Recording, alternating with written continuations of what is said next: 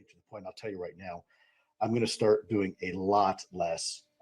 You're going to notice a huge. I'm going to do a few more to finish up my obligations, but I'm not doing these much longer. This is it. You want more of the same, then go back to the last 70 years of bullshit, because that's what people think you are. They think you're full of shit because you talk about wacky stuff, you got no evidence, and because he said he wrote a book on something, what does that mean? It means nothing. You got to show evidence. You got to, where are the bona fides? Where are the videos? Where's the reports? Where's the discussions to Congress and the classified briefings? They're nowhere, because I haven't seen them on the Hill when I'm there. I haven't seen them in D.C. when I'm going by the Pentagon or anywhere else. They're not in those meetings. So you're not going to stop me from doing my pursuits, because I'm taking this very seriously. And I think, I was, when I first came into this, people told me, oh, ufology eats its own. I'm like, what the hell is ufology? I don't even know what that is. I'm not a ufologist. I never have been, I never will be. So stop wrapping me into that. I am not into ufology. I'm not. In fact, it was up to me, I'd blow it up into a million pieces, as I said before. Greetings and salutations, friends, and welcome back.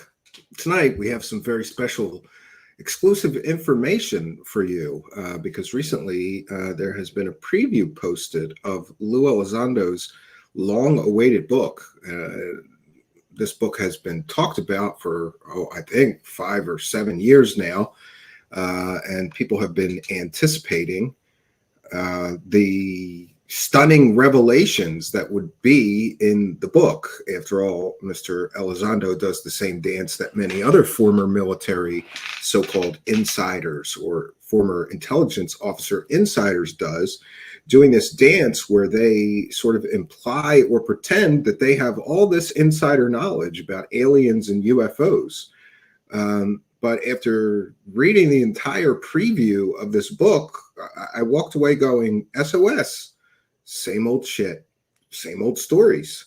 No, absolutely. In the preview, we didn't see any new information, I guess, except for little tidbits about Mr. Elizondo's personal life, which really wasn't new because a lot of that information was covered in the documentary Who's Lue. But it's interesting that his book confirms that virtually all the information we saw in the Who's Lue documentary was actually factually accurate and correct. Maybe a vindication for the filmmaker, who, by the way, was viciously attacked, harassed, doxxed, threatened, intimidated, and more, simply for reporting facts about Mr. Elizondo. Certainly inconvenient facts, I suppose, to some people. And, I remember specifically when Mr. Lue Elizondo first hit the scene, and the general belief was that this time, this guy's going to be different. He ran a government Pentagon UFO program. And I remember at least giving him the initial benefit of the doubt. But as soon as I started digging, it appeared Mr. Elizondo really wasn't who he claimed to be. And to this day, I stand by that. He isn't who he claims to be. Mr. Elizondo never actually ran a Pentagon UFO program except in the land of make-believe. I stand by that as a factual statement. You can do whatever mental gymnastics you want to do to pretend that he's not a liar, but the facts remain the facts. So recently, this book preview has been released, and all over UFO Twitter, there are screenshots from various portions of the book. My guest tonight also figured out that he could search the book preview and find more information that wasn't perhaps included if you just go through the book preview, the portions of the book preview. So he got more information than almost anybody from that book preview. By the way, that book preview has been taken down. And I freely admit this is speculation, but the only reason that Google Books would take a book down is if an author or publisher demanded or complained to have it taken down. And I'm told by a very good source that Mr. Elizondo apparently felt humiliated by all the people making fun of the various wackadoo stories that people were screenshotting out of this book. Among them, claims of orbs appearing in his house, and the blue ones are bad, proving once again that blue balls are a bad thing. There were some other balls that were good balls, but the blue balls were the bad balls. It's just so interesting and amazing to me that Mr. Elizondo did what, 500 podcast appearances, never talked about these strange glowing orbs appearing in his house on a regular basis until the book comes out. Lots more questions than answers, and joining me to try to go through the questions and the answers is our frequent guest here, Manny, AREA503, who is the producer of the original Who's Lue documentary, which, by the way, I hear is making a resurgence now, because now, and listen, through the lens of time, people change their attitudes. And I remember when that film came out, by the way, I was one of the people that hosted this filmmaker and got doxxed, threatened, intimidated. People threatened my children and my wife simply for hosting a filmmaker and talking about a film.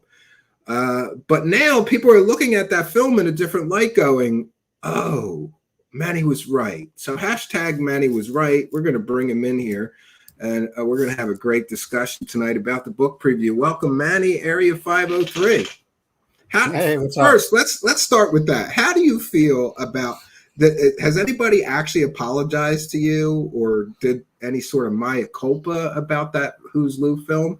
Because you faced like a firestorm of, it was a shit show. Remember when you did that, when it came out, everybody was attacking you, calling you a traitor and all this stuff.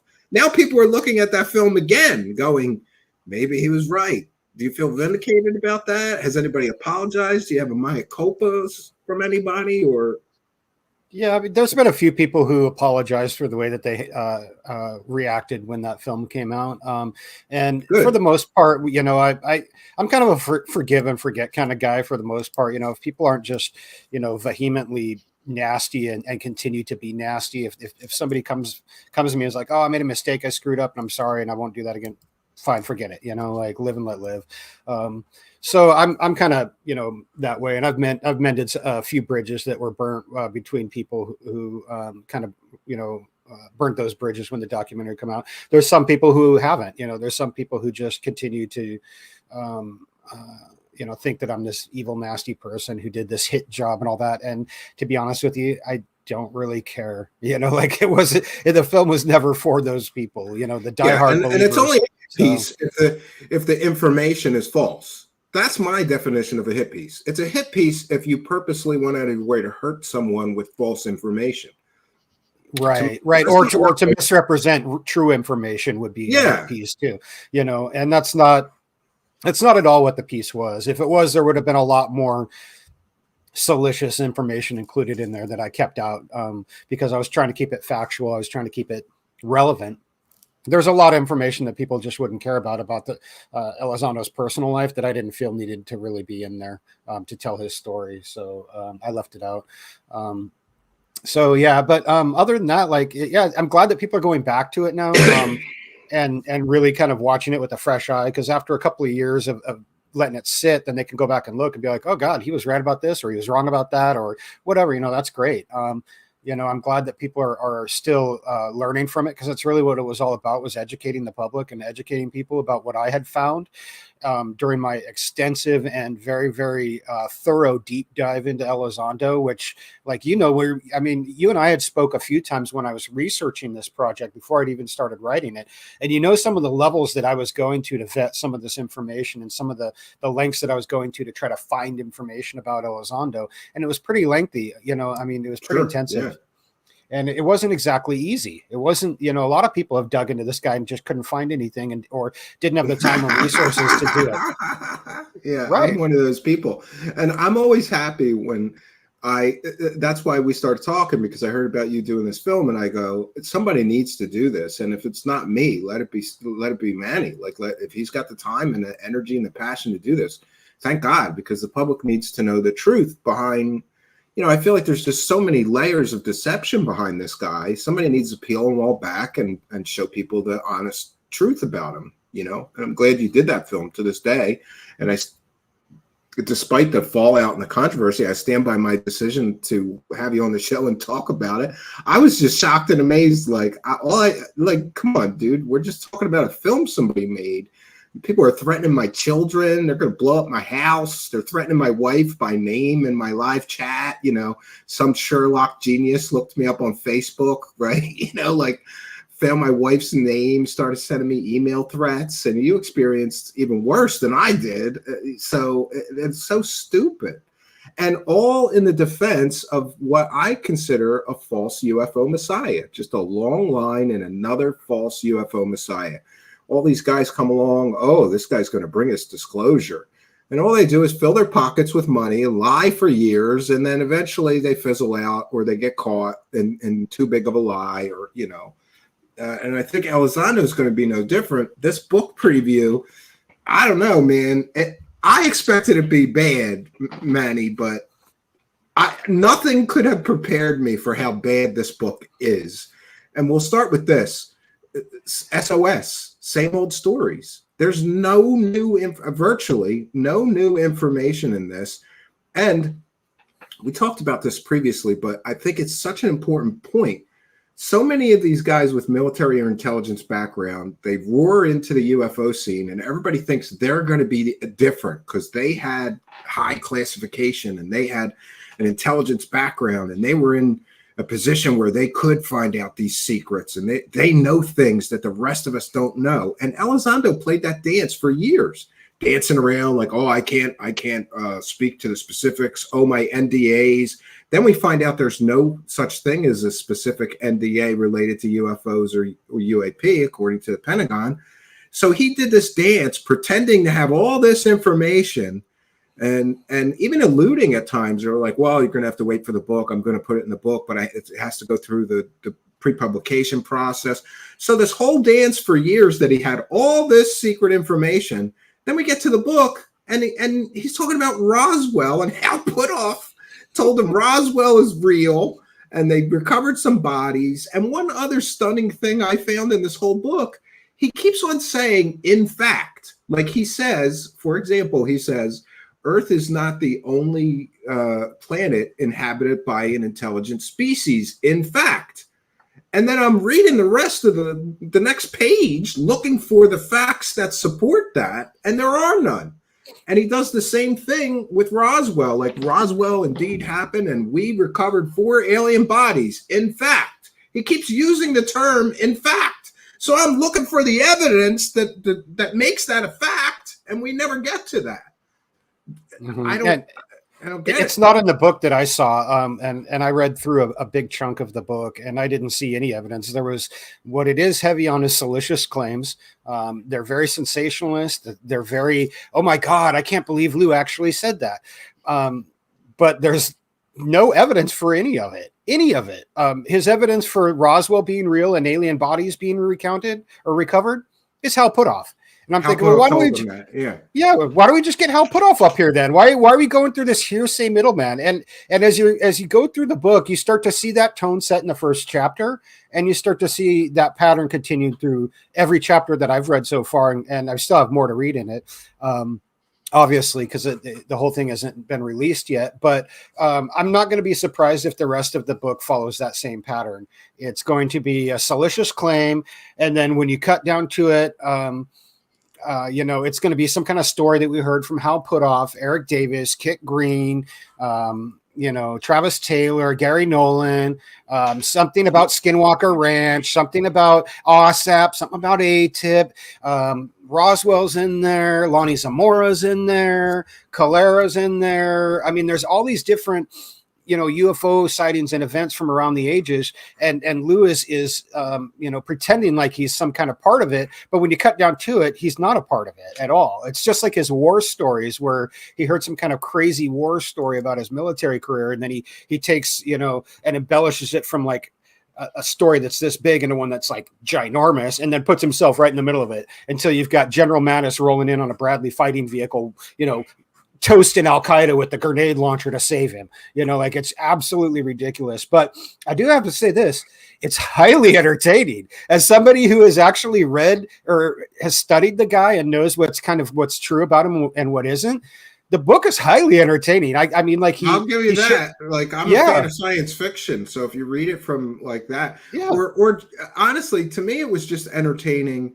As I started the first couple of pages and I was kind of like, well, this is it's entertaining to me because of how bad it is. I was expecting it to be bad, but this reads like it reads like something that a high school student would write. That's the level, by the way, that's the level of the writing in it. Like somebody needed to buy this guy at the thesaurus and some writing tools or those online tools to write, they'll go through your text and write it better. It's just very, and you're right. He's got such a grandiose sense of self-importance that half the book seems like I'm so awesome. I know all about the aliens. And here's what my friends told me. You mentioned that he keeps citing this circle. I call him the circle jerk crew, which pretty much confirms that self-licking ice cream theory, or Stephen Greenstreet saying it's all this spooky gang. It's all this stuff comes from the same people. Because here we go again with another example of the very same people, Hal Puthoff, Kit Green, and Travis Taylor. It's the same people that told him things. Just like with Grush, it's the same people that told him things. And everybody's thick on stories and short on evidence. I don't think that is a coincidence. Well, yeah, and then like you said, kind of the circular pattern goes back and forth too, where they reference each other. Oh, it's like, Elizondo will reference Hal Puthoff will reference Elizondo. They go back and forth, or Eric Davis. It's like this circle of, and they learned that back in, 2017 with the Times reporting that could get away with that stuff. And Stephen Greenstreet has called him out. He's said multiple times, it's the same old group of insiders. And he's got that graphic of all the people, pretty much everyone that's on that graphic. Yes. Yeah. The spooky gang. That's pretty much who you're going to find reference in this book. The vast majority of it comes from Hal Puthoff, and he's the one who kind of disseminates it to everybody else and then gets them to kind of repeat it. Dave Grush, for some reason, was not in there at all. Like, I think he referenced once the congressional hearings, so it seems like they've had a kind of fallout. There's like a one paragraph about Dave Grush. He just said, "Oh, I was so proud to see my friend Dave Grush testify before Congress." Right. He doesn't, and that's it. That's it. Like, and so that's there's shocking. Egos, and I think that 100%. Elizondo kind of took a step back because his story was falling apart.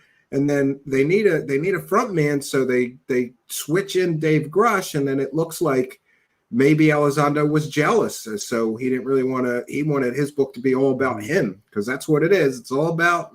Oh, right. Like, he doesn't mention Jeremy Corbell, I don't think, at all in the book. I think Tom DeLonge and To the Stars Academy, his 2 years that he did there is referenced in like one little section where he talks about it. Yeah, and then he gives it.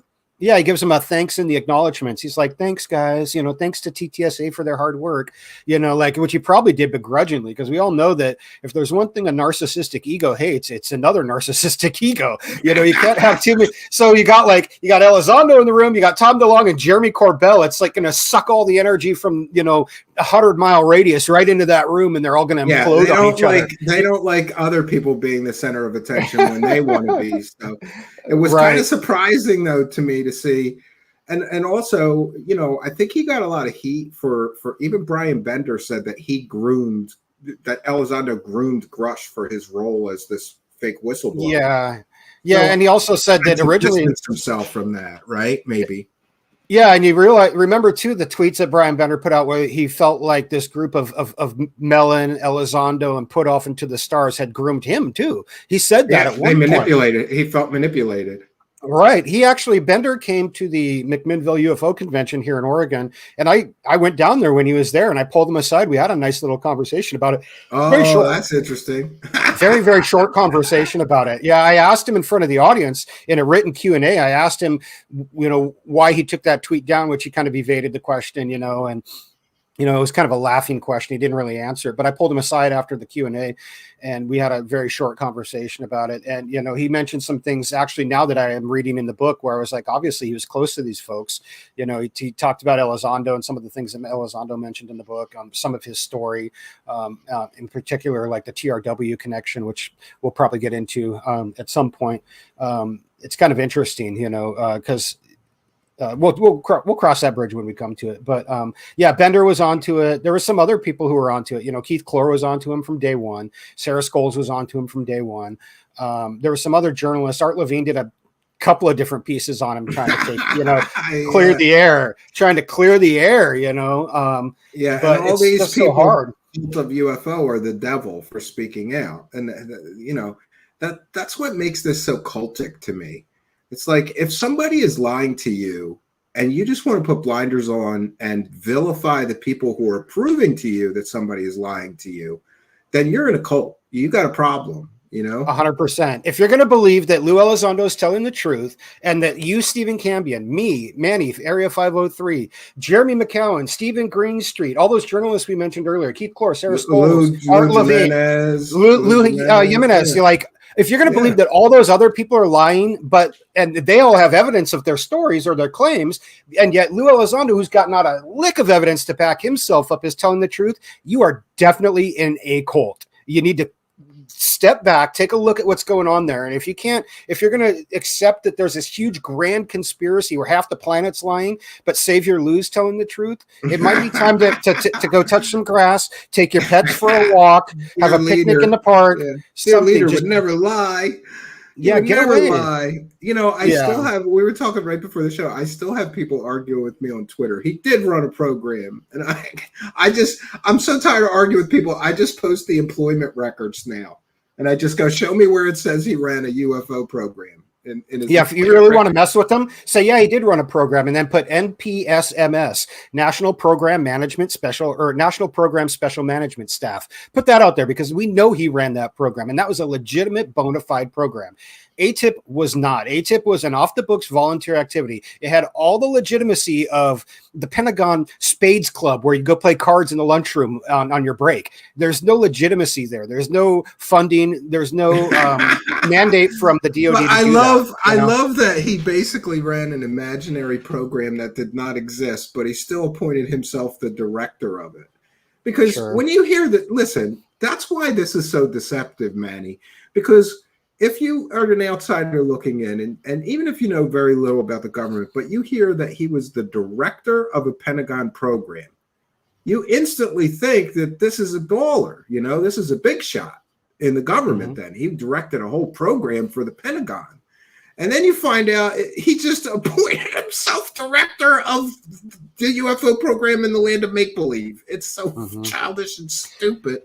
Yeah, and his involvement with OSAP, whatever that might have been in 2008, 2009, that's still real cloudy about what he did there, because sometimes he says that he was the director of it, and other times he said, I've had no involvement with OSAP. And yet even other times he was a security consultant for them. Right, and then he said he was there brought in to do counterintelligence and security for him. So you never know. I mean, like 4 stories from one question, Yeah, and that's it makes it real tricky. We gotta keep it murky if you want to keep the grift going. Right. And let's talk about that for a minute though, because in the book, I'll try to pull up the I'm sure I tweeted it. There is an admission essentially that he misappropriated funds allegedly. That's where he's talking about how they moved ATIP out of the normal Defense Intelligence Agency portfolio or purview over into into the DIA. I forget which one it was, but he basically took ATIP away from and hid it under his the National Program Special Management Staff so that no one could get a hold of it, which is not only an abuse of taxpayer funds and money and fraud, waste, and abuse, but is also an abuse of the clearances, of top secret clearances, because hiding something that's not top secret and claiming it is, I think, is also it's not a crime. It's something that he should have lost his security clearances over. So and here we see, this is interesting. I have recently accepted a new position as director of national programs, special management staff. I decided to move the remnants of the effort away from DIA and house it within my portfolio of national programs. If I were clever, I could dual use my existing funding to investigate UAP. The only contractors who would remain involved with me were Hal Putoff, Will Livingston, and Eric Davis. And by the way, this is problematic. So I want to know, how much did he pay out of funds that weren't for this to these 3 so-called contractors? Right? Like if you're misappropriating funds and paying your buddies out of Pentagon money, like that's a problem for me. just to put that into perspective too, there's a section later on where he describes who this, obviously everyone knows that when he's saying Jay, he's talking about Jay Stratton. When he says Hal, he's talking about Hal Puthoff, and then of course Eric Davis. So we've got three of the usual suspects from the Spook Squad. Spooky gang. Yes. Now this Will Livingston guy kind of threw me for a loop because I've never heard that name before. And in fact, I asked you yesterday when you had Luis Caetano on here, I said, has he heard of this Will Livingston? However, I was reading through the name thing last night. Yeah, the name rings a bell to me. It's a bogus name, and actually later on there's a section where he describes who he is, and it's Christopher Kit Green. Okay, so there's the fourth name from the Spook Squad that's in here again, and the usual suspects. It's Kit Green. It's nobody special, but he talks about how he had run the CIA's weird desk for years, and I'm like, oh well, if it's not Ron Pandolfi, which I know it's not, then it's got to be Kit Green because they're the only two people. Yeah. So yeah, again, the only two people have held that desk. The same group of people that were all probably the people telling Grush stories. It's the Spooky Gang. They were all feeding it into Grush. And, I feel bad for Dave Grush. Honestly, Dave, if you're out there, I feel horrible for what these people did to you. They put you so over a barrel with this bullshit and got you to basically be their patsy and perpetuated all this. I think he actually believes everything that these people have told him, and I think that's the difference between Grush and Elizondo. Elizondo knows he's full of crap. That's why he gets that deer in headlights look when John Greenwald asked him when he met Tom DeLonge and his podcast when he's on the Black Vault interview with John Greenwald. That's why, and then started wringing his hands until they looked like knotted pretzels. Like he knew he was busted, but he just lied through his teeth right directly to Greenwald's face and was like, oh, I never met Tom DeLonge until after I left the Pentagon. But that's what I mean. Elizondo knows he's lying. I don't understand why he would use a pseudonym for Kit Green in there, except to hide that one of the people was Kit Green. Why would he That's exactly why. There's no reason to. The program's been completely declassified. Otherwise, we couldn't be talking about it all. They couldn't be talking about it all. None of the players could be talking about it at all. There's no reason to do that except for at Kit Green's request. But it's really apparent from the context later on in the book that Will Livingston is indeed Kit Green. There's no denying who it is. And so it just makes it seem shady. And then you got to go back and ask, like, why does Lou lie when he doesn't have to? The guy lies all the time about stuff he doesn't have to. He'll do it to me. He'll do it to sound important. It was apple juice. It was apple juice in that beer bottle. And hey, I got to go take a shit. And then you see him running by the mirror. Right. Why not? Why not? That was so stupid. Why did they lie about being in the same house and try to pretend they weren't? Like, it's so stupid. I don't know. You're right. He lies all the time. That's something Lou Yemen said. He said that he does. He lies all the time, even about stuff he doesn't need to lie about. So, is it pathological? Is it not narcissistic? I don't know, man. I'm not qualified to make those determinations, but I do know this in the film in Who's Lou. I say that I said nothing that I've dug into this guy has been 100% truthful that he said. The only thing that can confirm where he was being 100% truthful was like his name, and that's about it. Like everything else has been is either 10% truth and 90% embellishment or lie or some factor thereof, but it's just nothing he says is 100% truthful.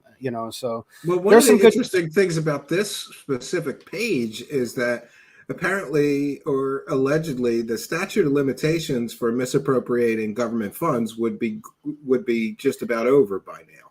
I think it's over. I think it's 5 years. Yeah, for most of that stuff, for grifting, grafting, for most of the federal crimes, for most of those military crimes. If it's not like murder or if it's not a person crime, most of it's like 5 years. And so he knows that there's nothing. He could admit in here that he took $20,000 and kicked it back to somebody, and they couldn't do anything about it. Other than maybe I, for one, it might be an issue for a security. I would like to see an audit of every dollar that he had access to. I want to see all the checks. I want to see what he was spending money on, because the fact that he's in the book is pretty bold to say like, oh, and I have these contractors. And by the way, shout out to Stephen Greenstreet that we're sharing from his Twitter at Middle of Mayhem. This is just, it's pretty bold of him to like, oh yeah, so I took some money that wasn't for what it was supposed to be, and I gave it to these people. It proves this kind of boys club. And of course, Eric Davis is out there saying that he wants to get more funding to continue the work that they need to do. The grifting, like they haven't got enough already. Like they need more. They've got the money from OSAP. $22 million went to Bigelow. Some of that had to, I'm guessing a big chunk of it trickled down to Hal Puthoff and Eric Davis for writing those ridiculous defense independent research documents. Yeah, the DIRDs, you know, traversable wormholes with a dinosaur in it. You know, time like travel. time travel and Einstein was waving through a wormhole to Barney the dinosaur.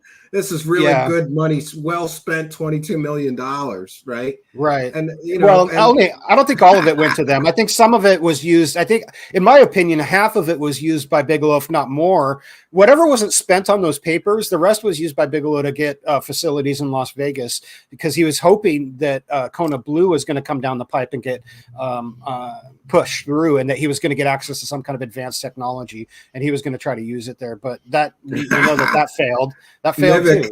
Nivik says today's grift is sponsored by big narcissists. Kind and generous £2. And you guys know when we're doing interviews, I try to wait till the end, but we'll give you a praise to cash right now.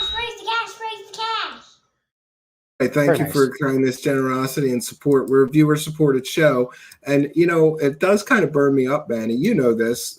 So many of these shows are lying to people and make 20 times what we make here for It's like we pay the truth tax. Like, if you're going to do this and tell people the truth, you're not going to make any money, but you'll get a little bit of support from the good and kind and generous people who are tired of these lying, grifting scumbags. 100%.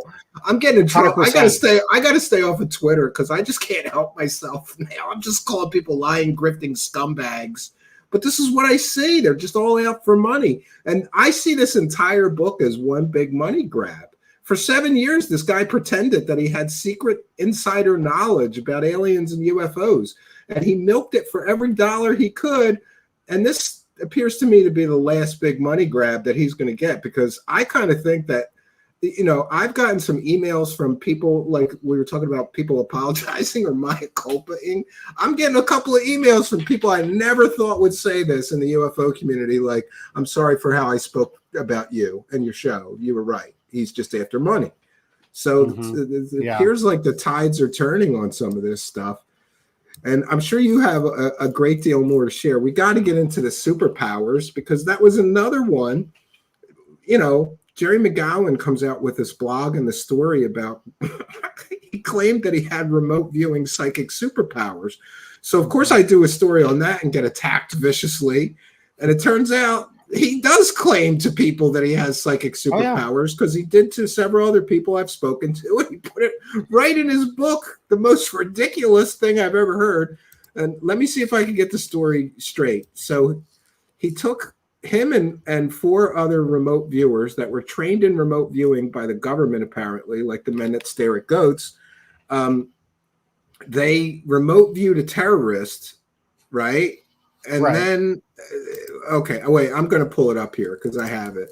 Yeah, I know which section you're talking about. They had a terrorist in jail in Guantanamo Bay, and they used their psychic powers to basically harass this guy. I got to read this. Yeah, go ahead and read it. In the following years, I was privileged to meet 4 other remote viewers who have been trained in the discipline. We often talked about our experiences with the technique. One afternoon, we discussed the capture of a suspected terrorist who had been on the U.S. government's radar for a long time. He was being held in a location tens of thousands of miles from the U.S. I had been to the location before. As a test, we all gathered together in a secure facility at the Pentagon with our brown bag lunches and attempted an act of group remote viewing. We directed our conjoined thoughts towards a specific terrorist in his cell. None of us had any sympathy for the ruthless killer who gleefully took the lives of our comrades. I wondered if we could have a real impact on him. Something happened, all right, because months later, we learned that the terrorist had told his lawyers that the CIA had sent 5 angels to disrupt his 5 figures washed in a white light stood over his bed and shook it violently, leaving him terrified. We felt that the judgment was upon him. We shared the story with his attorney. And the tale, and this is where, by the way, several people, including myself, have tried to verify this next bit. Nobody can find this. And the tale later ended in a mainstream newspaper article about a secret CIA program being used to harass his client. I told Hal Puthoff what we had done. He was not surprised. So there we have it. His superpowers. I wish they had clipped a little bit further here, because if you go like 2 paragraphs beyond where they cut off this thing here, there's also a thing where it says you can only use remote viewing powers for truly good and noble purposes. And yet here they are talking about using the remote viewing powers to harass a prisoner of war that they have detained in Guantanamo Bay, who's locked up in his cell. Like, it's so ridiculous. Like, it's just, this whole thing is just so ludicrous. That's why I just laugh about it. It's so silly, you know, like, and this isn't the first that we've heard of Lue's alleged remote viewing powers. Remember when Skinwalkers in the Pentagon came out, there was that clip about the only time they mentioned Lue Elizondo in the whole book was where he's talking about how his remote viewing powers, he was telling this story at a dinner over steak tartare about his remote viewing powers that saved the lives of himself and his unit in war-torn Afghanistan. And it's just out of control, which, by the way, that story of the Afghanistan thing and the remote viewing is also in here as well. There's another, it's about 6 sentences, you know, like, I was just going to say one paragraph. Yeah. He doesn't talk very much about it. He says, oh, I got an intuitive feeling not to go into a building, so we let some Allied soldiers go in instead, and they got blown up instead of us. And it's like, wow, how fucking heroic are you? You know, you don't warn people to not say, hey, don't go in there. I got a bad vibe about this one. You let our allies do it and get their legs and faces blowing off. What a fucking champ, man. What a champ. Like, oh my God, dude. He's just a tower of virtue. He's a hero, some people say. Man. Yeah, it's ridiculous. How dare you? How dare you? Yeah, I don't know. And he also claimed in there that he did 3 combat tours. I don't know what's up with that. I've never seen any evidence that he even did any combat tours. He wasn't in the military at the time. I'm not sure how he claims that he's done combat tours. I've got his DD-214. I've made it public. It's his public version of it. He was only in the Army for 3 years.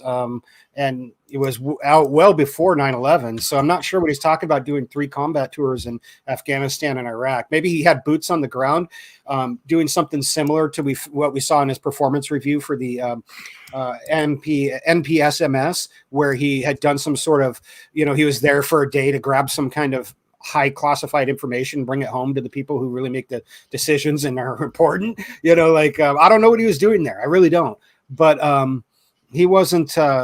I haven't seen anything at all to indicate that he did any combat tours over there, but he claims he has. So hopefully some people can find some information out there. If there was somebody out there who served in combat with Elizondo, come forward. Please come forward and share your story. Yeah. I do too. This is just, I want to share the thumbnail here because this is the ridiculousness. This is how ridiculous this has gotten. Lue Elizondo used his remote viewing superpowers to appear as an angel in front of a terrorist and shake his bed. That's where we're at. That's how stupid this whole story has gotten. That's how stupid this has gotten. It's just childish and stupid. Can you pull up on my screen and share it? There's another one on here I kind of wanted to talk about too. Sure. Yeah, absolutely. Yeah. Let's get to the ones that you've got here. And this is one I posted on Twitter. So as you said earlier, Stephen, when you're bringing me in, when the preview was available on Google Books, I noticed that if you go to the search engine and do a search on there, it was actually scanning the text of the full book and would give you these tidbits like this one here out of sections that were not publicly available, since only the first 4 chapters were available. So I did a bunch of different searches to get different little clips like this and posted them. Here's one where Lue says, 9/11 suspects had labeled me in open court as the U.S. Czar of torture. From that moment, I would forever be branded by some as the nation's Darth Vader. At one point, I was informed that Europe had issued an open arrest warrant for me. Not sure if any of that's true. It sure is entertaining. It sure is grandiose, but there's no evidence that any of that is actually. Well, if he actually had an arrest warrant issued from Europe, wouldn't he be able to put that in the book? Right? Like, here's the arrest warrant. If I was going to make a claim like that, I would have a picture of the arrest warrant in there. I would. Yeah. If I was going to make a claim like that, I would. Most people would. Elizondo maybe he doesn't feel like he needs to. Maybe he feels like he can just spout that crap and people will buy it. I don't know. Here he is claiming that he was running certain elements of Guantanamo Bay and the secret prison there known as Camp 7. It was a purgatory of sorts where the U.S. had placed the worst of the worst suspected terrorists. We all know who went to Camp 7, and some of those people were pretty bad, and some of them probably weren't so bad. I mean, sure they were; they wouldn't have been there, but they weren't. Some of them were just people who got caught up in some nasty shit, I'm sure. Either way, I'm not sure if that's true. Again, I had stated that. Well, there was rumors that he had like waterboarded people or something. Wasn't there rumors about that when he first came on the scene? I'm sure there was. Right. And by the way, I'm not saying that he did waterboard or torture people. I'm just repeating that there has been rumors of that, and it's still on his Wikipedia page, and that's why I think he put it in here. I don't think if that were true, it would probably still be classified, and I doubt he could even talk about it. And that's something, again, I want to reinforce here. Everything in this book, for everyone out there listening, everything in this book has passed DOPSR, DOPSR, the Department of Pre-Publication Security Review. If it's passed DOPSR, their one job is to make sure that classified information is not inadvertently or being released to the public. So they went through this whole book and looked at everything that he had to say and checked to make sure that it was either not top secret or that it had been declassified if it was ever classified before they gave him permission to release it. That doesn't mean that it's true. He could put in there that, aliens have had a pact with the U.S. government since the formation of our country, that he could put in there that. Yeah, but that's what doesn't make sense. Wouldn't his participation in Guantanamo be classified? That's what I'm saying. It most certainly would be. If he was running Camp 7, I believe it would. So they would have told him you can't put that in the book if it was true. And if not, we should be able to file a FOIA request today for his name in Camp 7 and get every little bit of information. We can't do that. We don't do that. What we do have is his performance review that he publicly released. And in the performance review, they talk about him going to Guantanamo Bay one time to inspect it for whoever he was working for at the time. So here he's got some kind of high-end clearance, so he can go and inspect. Now, it does turn out there was something else he was doing. You'd have to. John Greenwald would be a better one to ask about that. He talked about there was something he did there with Khalid Sheikh Mohammed and some other high-end interrogations. We don't know if he actually interrogated those people or if he was transporting written transcripts from the interrogations from the people who did it to somebody back at the Pentagon. I mean, we really don't know, and you'll never get the straight answer from truth or the truth from Lue. He's going to put himself in there and embellish it. In my opinion, that's all he's done here. It is interesting though, because remember where we talked earlier about him moving ATIP under his national program umbrella is what he had said he had done. The problem with that is that there's been it was this one. The Black Vault had actually gotten a FOIA about that, and it showed that the National Program Special Management staff had nothing to do with ATIP or OSAP. There was no hits on it whatsoever. So there's something not directly relating there. Either Elizondo is not telling the truth, or they're lying to cover it up. I am not sure what that would be. Yeah, and by the way, I found where he may have been involved in the. Let's come back to this. You're going to enjoy this. I found where he may be involved in the combat tours. At least I think so. Here we go. We're gonna share this. This is from Point of Failure. This is where the story gets even more interesting, because if you need help and no one else can help, Manny, maybe you can find. I'm calling the A-team, man. To heck with Lue. A group was formed to investigate unexplained aerial phenomena. The groups all of a sudden shut down and disbanded. Subsequently, some of their families left them, their peers ridiculed them, and I mocked them at every chance I got. The group reformed, always mindful to keep it in the blind eyes of the skeptical public. This ragtag group of yes men emerged from the shadows, hell-bent on tagging everything as a rogue alien presence trying to take over the world. So if you see something strange, if you think aliens are trying to brainwash you through your microwave, and if you can't find anyone to listen to you, just put on your tinfoil hat and tell your neighbor's dog that you need the UAP team.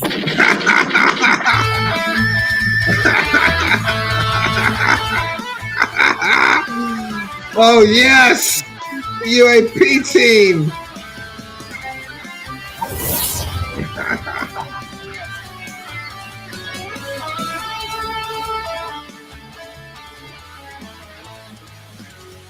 Jeremy Corbell's mentor and flunky.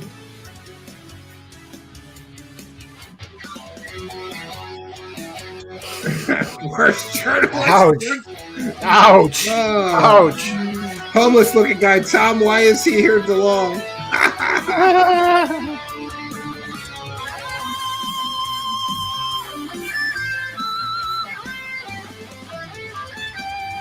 Guy who lives down the road from me. UAP rocket surgeon. Whoever this guy is. That's Steve Justice. And there's the leader of the UAP team.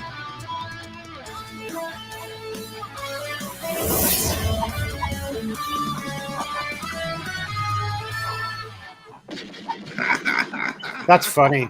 That's good. It's something else. Okay, we'll go back to your more serious presentation now. I'm sorry about that. I had to throw that. No, that was good. And in fact, of all the people they showed there, where it's like, who is this guy? That was Steve Justice. That's the only guy that I would really be interested in talking to out of any of them who's actually done aerospace design over the years. Would probably have some really cool things to talk about. That's pretty funny. Yeah, he wasn't able to make that spaceship with the revolutionary power source that would change the world that they promised investors, though. So no, and as far as I know, when he exited TTSA, he's one of the few people who didn't cash out all of the stock options that they gave him. I think he's the one who was just like, "This isn't working. I'm out of here," and just left. So I've got a little bit of respect for Justice, even though he got caught up with TTSA and those people. The rest of them, no good. But yeah, so let's see what were we looking at here? Oh yeah, more Guantanamo Bay stuff. And then here is the mention of this John Robert guy, which is interesting. If people have seen Who's Lue, they should know who John Robert is. He's this guy right here who Lue set up that business partner. Yeah. Yeah, this article is a great article. Isn't this guy now going to be a new whistleblower now? Mm-hmm. I think that's what they're doing, is trying to set him up as a new whistleblower, because allegedly he was a liaison for whatever his department was, and ATIP, or OSAP or what ATIP. I don't know, man, because ATIP wasn't even a real program, so I don't know how they had liaisons. And the odds of it just happening to be Lue's best buddy from Korea from 1996, the guy who he at the same time was setting up this business with, and they're writing these boat patents, and they're like they live together and their kids play together and their best buddies. Like, it's all just too coincidental. And so I believe that's what they're doing. And he never talked about that guy being involved in UFOs ever before. But then the book, he's desperate for material to fill that book. Suddenly his best buddy is now a UFO whistleblower within. Oh yeah, not only that, but John ran Gitmo with him. If you read the book, John and Lue ran Guantanamo Bay Camp 7 and did all this crazy stuff together. And then they were all UFO hunters together. And it's just, I don't see how it's true. I mean, if it is, we should be able to FOIA documents and records and reports and pay stubs and all kinds of stuff that we should be able to get about it. And we just have none of it whatsoever. Yeah, it's kind of like there's no deliverables or any paperwork on his whole multi-year investigation for the Pentagon into UAP and UFOs. There's just nothing. There's nothing. There's not a single page. This article is really good, and if people get a chance, you can. I use this article in the Who's Lue movie. You can see it on the website www.who'sluemovie.com. I have all the documents from the film in on the website, and this is one of the ones that's there. People should go read it because it talks about a lot about what they were doing in their lives. I think this is 2008, 2009. So this is right around the time that Lue says that he was recruited to start ATIP. It's right around the time that he says that he's in the Middle East kicking a butt in the name of the America and getting saved by General Mattis. It's right around the time that he's starting this business. It's right around the time that he's writing patents, filing for boat patents and ship patents, which are also on the website. And then you read this article, and he talks about how boring and mundane his life is, about how him and this guy, John, carpool to work together and ride the train across the bridge every morning to the Pentagon, where they've got these bureaucratic desk jobs. So what's true? What he told this reporter back in the day in 2008, 2009, or the ass kicking psychic remote viewing, Camp 7 running, UFO smashing, angel terrorizing, Luis Elizondo, you know, like what's the truth? I mean, I think there's more truth in this one article than you'll find in the whole book, but that's up for people to decide for themselves. Definitely. Well, I don't know about you, but I've had a boring desk job like that, and you want to blow your brains out after a while because it's so monotonous and boring. You know, imagine looking at spreadsheets for 10 hours a day, 6 days a week, or something like that in a little sad cubicle. So I do have some sympathy for some of these people because I feel like I understand how they could create a fantasy world where they're somebody important and special, and they're not just some cog in a wheel in some bureaucratic nightmare land of cubicles and nonsense, you know? Yeah, look, Admiral Rascals asks, what do cargo ships have to do with UAPs? The answer to that is nothing. The answer to that is that this never ship empty company that you're seeing up here was these two guys get rich quick scheme. This is how they were going to upset the shipping and transport industry and make a whole bunch of money. And it was third or fourth patent, I think, that Elizondo had filed over the years trying to get rich quick. The other two patents that I can recall off the top of my head were for motorboats and jet boats, power boats. And they were something that Elizondo probably would have licensed out to the government to use for military craft and other people. So absolutely nothing to do with UAP there. Great. But back to the book, we do have that. Do you have that clip about the spheres in his house, right? Or I don't know if I actually took a screenshot of that one. I have it. I could pull it up because I think this is an important point. He's on 300 podcasts, and and this again is Stephen Greenstreet is going through this book, you know, bit by bit. Let me remove yours. I'm sorry, and I'll share mine. Sure. This is interesting. Yeah. One evening, a green glowing ball, probably the green ones are the good ones, by the way, probably about the size of a basketball with soft edges that weren't defined, floated down slowly from the kitchen to our bedroom door, just below ceiling height, then disappeared into a wall. Hoping Jen caught a glimpse of it, I turned to her, catching her perplexed look on her face. The object had been three-dimensional but translucent and suffused with an eerie green light. The object behaved as if guided by some intelligence. Over time, more orbs appeared in our home. Not too frequently, a whole month might go by, and then one would arrive since our orbs manifested as clear or green. I did not feel compelled to warn my family to avoid them. I didn't want to frighten them further. As far as I knew, only blue was problematic. Nevertheless, we couldn't shake the things. I'd be sitting at the dining room table working at my computer or catching up on some reading, and I'd suddenly notice one of these damn balls hovering nearby. Other times we'd be outside grilling or whatever. So this is proof that blue balls are bad, Manny. Blue balls. Yeah, and where's this coming from? Again, with all the podcast interviews and speaking that this guy's done, and now for his book, people have asked him on podcasts if he's an experiencer, and he didn't tell this story. This would be an experience. Why wouldn't he? Story. Why wouldn't he share that? Like, it's ridiculous. I just think it's so funny, though, that the blue ones are the bad ones, proving once again that blue balls are bad, Manny. It's bad to have blue balls. Why? Why are the blue ones bad and the green ones good? Here's a stupid question. If you're a UFO hunter for the Pentagon, wouldn't you put, like, cameras in your house? Wouldn't you capture some evidence of these blue balls or whatever? It's so stupid, right? Yeah. I would take a picture of it, and I would be telling the world about it. If a blue ball came bouncing through my home, I'd be telling everybody about it. The first evil blue balls. Yeah, it's crazy. It's crazy. Oh, it's so stupid. All right, we'll go back to your screen share here. Okay, so this is just, as I told you guys, I was able to do some searches. And so I went and searched for different topics and things like that. And these were kind of the summary of what I had found. In his book, there are 0 references to non-human intelligence. That was actually wrong. There was one, but it was very brief, and it wasn't anything specific. He just said the non-human intelligences that are operating these UFOs are real. There are definitely 2 pages, though, devoted to Lue claiming that the Wilson Davis memo is authentic, although there's no proof for that whatsoever. He's not even claiming how Putoff told him or Eric Davis said that. In fact, he uses the qualifiers of saying how that Eric Davis is the alleged author of the book. He doesn't even nail him down and say of the memo. Of the notes. He doesn't even yeah. So he doesn't even give him that.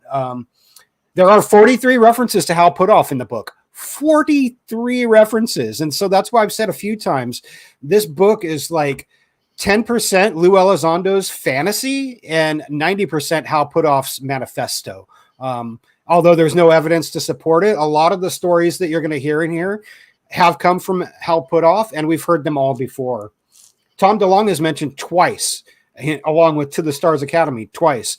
Once in a very short paragraph where Lue thanks them for their hard work, and the other is in the actual thank you acknowledgments at the end of the book. But that's interesting because according to Jeremy McGowan, Elizondo talks all kinds of shit on Tom DeLonge, saying that he took all the money from TTSA and wasted it on a stupid werewolf movie, right? But that's not even true. Like Elizondo either was lying when he said that, or he has no clue what he's talking about. I mean, the money from the TTSA was already gone well before Monsters of California was ever even started, okay, or even I keep forgetting. I want to do a public watch party of that movie on my show. It's terrible. It's the worst movie ever. I know. I only got through 20 minutes of it, but I thought it would be funny to have a panel show and everybody could just get ripped and watch this stupid movie that Tom DeLonge made. God bless him. You know, like, I have respect for anybody that tries something like that. You know, I've always wanted to make some films. I never, you know, except for some sort of documentaries. I never, you know, but it was terrible. It looked like some low budget movie that somebody in film school made. The writing, it had a decent budget and there were some cool special effects. I don't know exactly what the budget was. I mean, I tried to look it up on the Numbers website and they didn't have that public information. And, but if you really dig, you'll find a couple of companies called Vivaris Capital and Cartel Entertainment. And those are owned or administered or run by a couple of guys named J. Christopher Miser and Stan Spry. Those guys have long-standing Hollywood background experience in financing films and things like that. And it's my belief is that those are the people who paid for Monsters of California and probably are going to end up owning it because it's not going to profit more than the budget was. No. So, although it's a total failure then. I think both of them got a big chunk of TTSA stock though too. And both of them I think are consultants for TTSA. And so they got some kind of kickback. So some worthless stock options. Yes. Right. So Skinwalker Ranch was mentioned 4 times in the book. Let's see. Here's the Wilson Davis memo. This is where he's talking about the general who briefed him on the Colares incident, UFO sighting. It's not. He doesn't say that he was there or anything. Just general briefed me on it. It was supposedly his first thing, and it's really weird. It shows how poorly written the book is because during the section where he's talking about in chapter 2 where he's talking about Colares, it's like all this weird stuff about how he was ready to OSAP or ATIP, and then he just breaks into like this 3-page story about the Colares sighting and talks about all this information that again was told to him from a second source. So it's hearsay. It's not his direct information that had no evidence. It was just somebody telling him a story, and now he's telling it to you as it's passed through the telephone game and been changed. Really, really weird. Poor writing. Yeah, it's hard to follow. Definitely weird. Let's see. UFO Twitter is actually mentioned once where he talks about, thanking a couple of people who, like his attack dog, Rob Heatherly, Shannon Scott, who that's the guy who doxed me. The guy who had, that's the guy who had like what was it, like a couple hundred hours of like 8-year-old girls dancing in skimpy outfits. Yeah, it was pretty bad. On his YouTube. Yeah, great guy. Great guy. For those wondering, he's the one who compiled the Felon 5 list for Lue and did all this dirt digging on everyone and gave it all to Lue. He's openly admitted that multiple times. He's also Tom Fessler's former producer and co-host or something like that. Whatever. Yeah. Matt Ford, Linda Thompson, and so many others. You know who the rest of you are. That's his other attack dogs on Twitter, who we don't need to name. The UFO hate group, as some people call them. That's funny that Matt Ford just recently unblocked me so that he could attack me. on Twitter. Oh yeah, He's such a nice guy. who Scumbag. like Matt Ford, the guy who like a year ago had never even heard the term UAP, and now all of a sudden he's Elizondo's lapdog. He saw the numbers. It was doing so much better than attacking the right politicians every day. You know, now he just attacks skeptics, and this is so stupid. I always have a problem with these people that hate skeptics. Like, oh, I'm sorry, we'll just leave you alone to your delusions to believe everything is aliens, and we won't tell you when it's a satellite or when it's an airplane or something mundane. We'll just let you live in your delusional world where everything is aliens. Yeah, if people don't want to question some of these stories, especially the most egregious of stories that are offered without any evidence, that's on them. If they just want to blindly believe it, go right ahead. You know, like it's a free world, and you're more than welcome to do that. But there's a lot of people out there that do want to ask some questions and do want to get some clarification about some of this stuff. And that's honestly who I'm trying to reach, is people who are questioning, not people who have already made their minds made up, regardless of what evidence you put in front of them. Yeah, I want to take a moment to thank these kind and generous people. Thomas Robbins, £4 protecting. Pardon me, I'm choking while I'm praising the cash. Protecting aliens since 1947, and we have companies there, longtime show supporter. Haha, Manny and Steven, buddies, you guys knew it all along. But this book is so dumb, awful, and cheesy. I UAP'd my pants. You guys deserve my $29.99. Split it 50-50. Okay. Oh, that made me snort a little bit. I laughed so hard. Yes, I snorted there. Anthony Peterson says, I'm all for a bad movie night and high-speed chase with a kind and generous 10 pounds. Manny is straight heavy metal. Matt Ford is a Wookiee spanker. He says so. Thank you guys for your kindness, generosity, and support. And of course, helping us praise the cash. Right, we've gotten through them, and I'll be checking those buy me a coffees and PayPal pledges later after we get through this. So is this the General Mattis story that's so stupid? And he put a version of this stupid story in the book.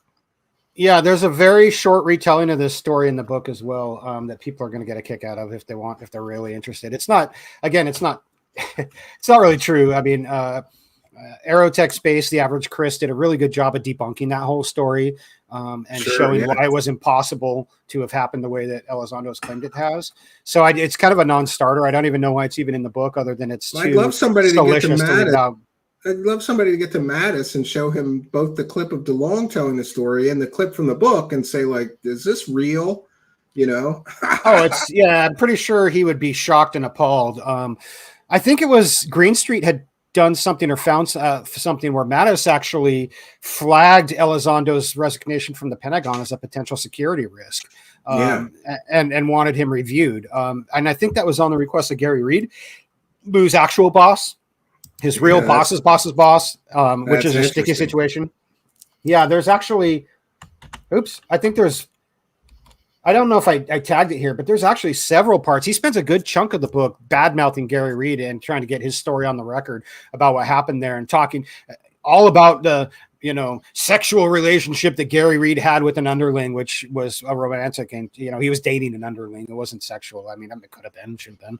Who cares if it was? But in the scheme of things, does it really matter if Lue's boss was having a relationship? I mean, not really. No, but they'll use anything they can to badmouth the guy, Well, right. And if you go back and look at Elizondo when he's on TMZ, he openly threatens. I'm sorry, not openly, but he very passively, aggressively intimates that that's what he's going to do, is come out with all the coffee talk and the rumors and the shop talk that he'd heard over the years, and out some of the people who are holding him accountable, who now we know was Gary Reed, who paid a heavy price. The smear campaign that was done against Reed, and the forced investigation, which, by the way, none of those girls actually. The only girl who brought it forward was found that her story was BS and it was dismissed. So it appears like somebody like Elizondo had found someone to go start this complaint against Gary Reed. And even though the woman who he was having a relationship with wasn't complaining, and it was a secret, even though some people knew about it, it's just really weird. It was really weird. The whole thing stank of retaliation, but and it sucks. It sucks because Gary Reed had like more time in special forces in the military than Elizondo had in his entire government career. Like 25 years, this guy was special forces before he became a not a politician, but an institutional player at the Pentagon and became a civilian employee of the Pentagon. Gary Reed, in my opinion, is a stand-up guy. You know, anything to protect the grift, though. If you have somebody that's threatening the grift, you got to destroy them. And we both know that Lue Elizondo has stupid attack dogs that are literally willing to do illegal things to shut up his critics. That's a surefire sign that this guy is not on the level. And I love how everybody's like, "Oh, he's a hero. He's an, you know, the honor and the service. Thank you for your service to our country. He's a hero." I'm sorry, if you're sending people to attack your critics on the internet because they're ruining your UFO dollar grift, then you're a scumbag. There, I said it. You know. Yeah. I just have no more patience for this. The longer I'm here, and the more ridiculous this gets. So this is. Here he's talking about crash. This is another one.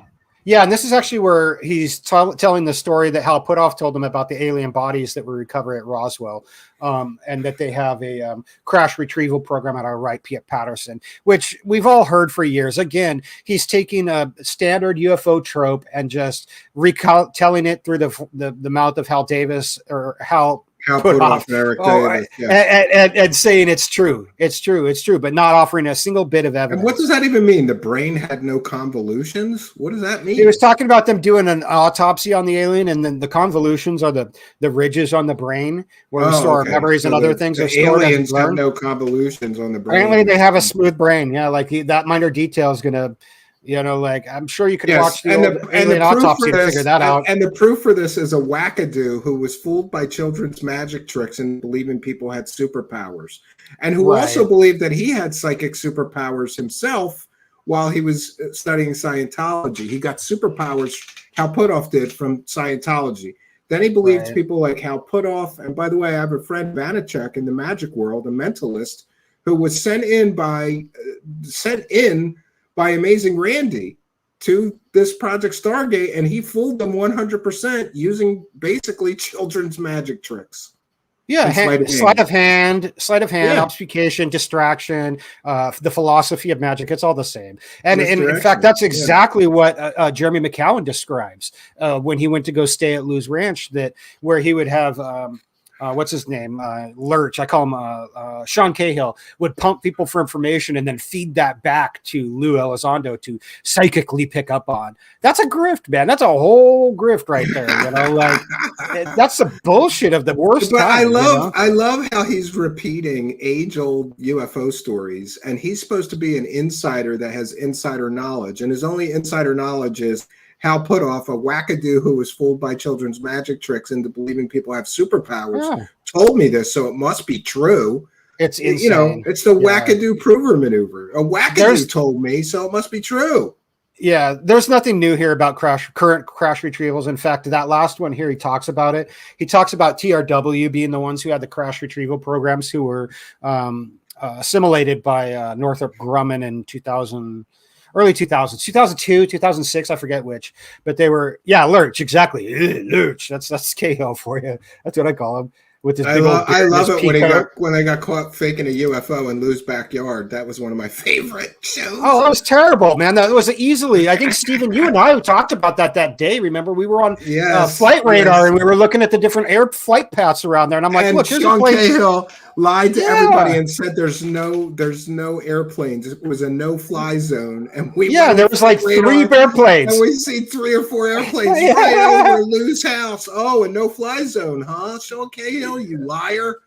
Right? Yeah, it would take us about 15 minutes to figure that out. Like, yes, really, and there was airports. There was airports within 5 or 10 miles of Lou's house. Yeah, I think there was another 3 or 4 airports right there. There was you're right. Maybe there was 3 or 4, but they were all for like small engine, like small airplanes, not like 747s won't land there, but a Cessna would. So that was clearly an airplane, and they were pretending it wasn't, and that it was a no-fly zone. And then they lied, and Sean Cahill never said this. Oh, by the way, this was taken in Lue Elizondo's backyard. They tried to obfuscate that, but we found out all the truth. Some of these guys are so dumb, they're easy to debunk, they're lazy. Like, Yeah, oh, there's an yeah. airplane flying there. Let's film it really crappily and pretend it's a UAP. Yeah, King Bull, you're going to be disappointed in the book because there's zero evidence. And I even say that in my tweet here. Evidence proving any of the above claims. Zero. There is zero evidence of any of his claims here. No, this is all just more trust me, bro stories and stories from the Spooky Bunch. The same old group of people that have been telling these stories without evidence, never proving them for years and years and years. Yeah. Here's the book. Here it is. Imminent by Lue Elizondo. It's published. It's going to be released about 4 weeks. August 20th, I believe, is the release date. From what I understand, I heard a lot of people canceled their pre-orders yesterday when the preview came out because they were so disappointed in the content. And after reading through it, I can understand why. Well, there's a lot of people on UFO Twitter that are just reeling. There's people telling me that's fake, Stephen. He didn't say he had superpowers in the book. That's a fake page. Oh, he absolutely does. Yeah. And I go, what? No, I screenshotted it right from the Google Books preview. It's in the book, dude. I'm not making this up. People are. Yeah. This book has stories that are so stupid, so unbelievably childish that people don't believe it's in the book. They think that we're making this shit up. Oh, no, it's in the book. Stupid. People will have to look for themselves when the book comes out, or go look at the screenshots that are out there, or like this document that's out there. There's enough of the book out there for people to see. And in fact, he doesn't just say that he's got psychic remote viewing powers. He goes farther and says that when he was in the army, that he was recruited into some super soldier program where they taught him his remote viewing and psychic powers. So he's had it all along, you know. Unfortunately, the programs. He never mentioned any of this shit on the 300 podcast that he was on. No, he mentions a thing called the Army Great Skills Program, which anyone can Google right now. Great Skills, and it's actually a program when you go to retire from the Army, they put you in there to help acclimate you to civilian life, help you figure out how to get housing and to find a job and things like that, because the military has done that for you while you're in.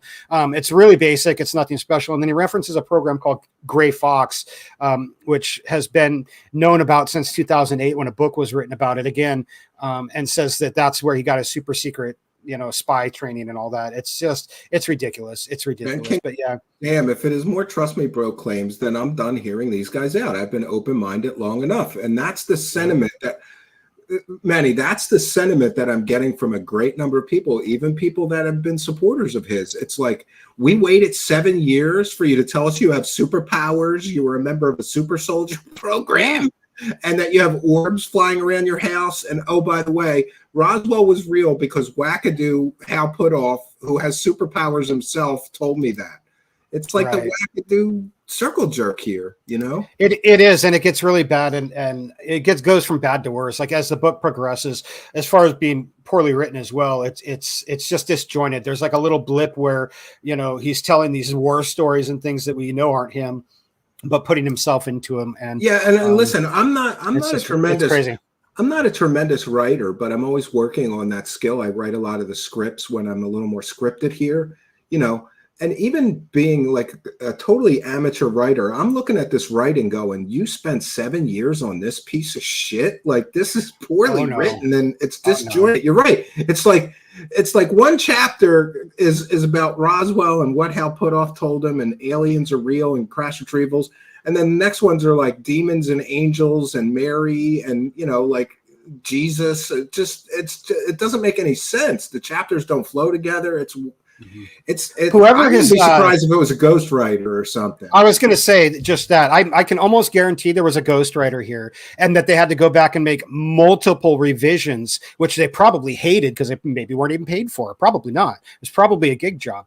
But as new information came out, like after Who's Lue came out, they probably had to go back and rewrite a bunch of his past history that he had embellished upon, so that the book narrative would fit the facts known and evidence. After people like Greenstreet and Greenwald had gotten FOIAs or done articles and exposés, they probably had to go back and rewrite more information because the book had to kind of comport to what was already known and established facts out there. He couldn't lie his way through it.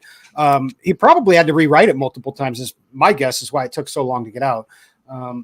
It's crazy. And people don't seem to remember, but when this book deal was launched, or when it was first announced, Lue was kind of a hot commodity. A lot of people weren't willing to come out against him or hadn't, and it was kind of quiet. I think the auction house, William Morrow, I think they paid over 200 grand in a bidding war for the book. I think it was 220 or 230, right around there. Yeah, so I don't think he's going to sell $200,000 worth of books when people hear the nonsense, trust me, bro, bullshit that's in this book. It's all the whole book is unverifiable stories, and I hate when people do this. It's like he states things through this entire book as fact, and then he offers no evidence to support the things he's saying are facts. Right. You know, he says Earth is not the only planet inhabited by intelligent species. In fact, what planet? What other planet? Where? What other planets? Show me the exoplanet where there's intelligent life. Show me your evidence for that. There is none. He's just stating facts when there's no facts and evidence to support those facts.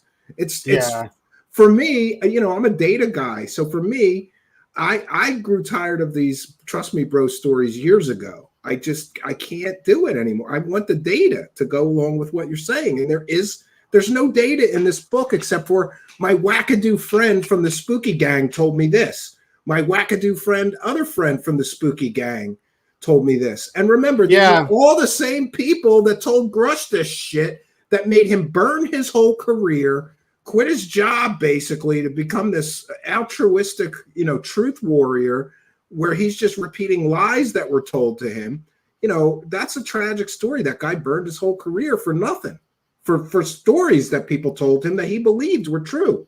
And there's no evidence. There's just no evidence of all this stuff. That's the frustrating part. I don't care how many wackadoos tell you something. If none of those wackadoos have evidence to support what they're saying is true, then you can have 100 wackadoos. It doesn't matter. It's not real. You know, it's not real. It's story time, just like your intro screen said. Let's go to story. You know, the land of make believe. You know, like that's where we're going. It's story time. It's make believe, and it's hearsay. It's, you know, I've called it the day after Roswell 2.0. It's real similar. Although at least you know, Corso had some legitimate credentials. At least he was in the places he said he was at the time he was. It wasn't like, oh, I've done 1,500 combat deployments. I was on the moon. I went to Mars. I done this. You know, like you might as well get those. I mean, like I'm guessing they're, you know, like, I mean, why not? Why not do a 20 and back, Lou? Why not add you know, secret space program? Why not add all this other crap too? Why not add a Mars, you know, defense of Mars colony secret mission?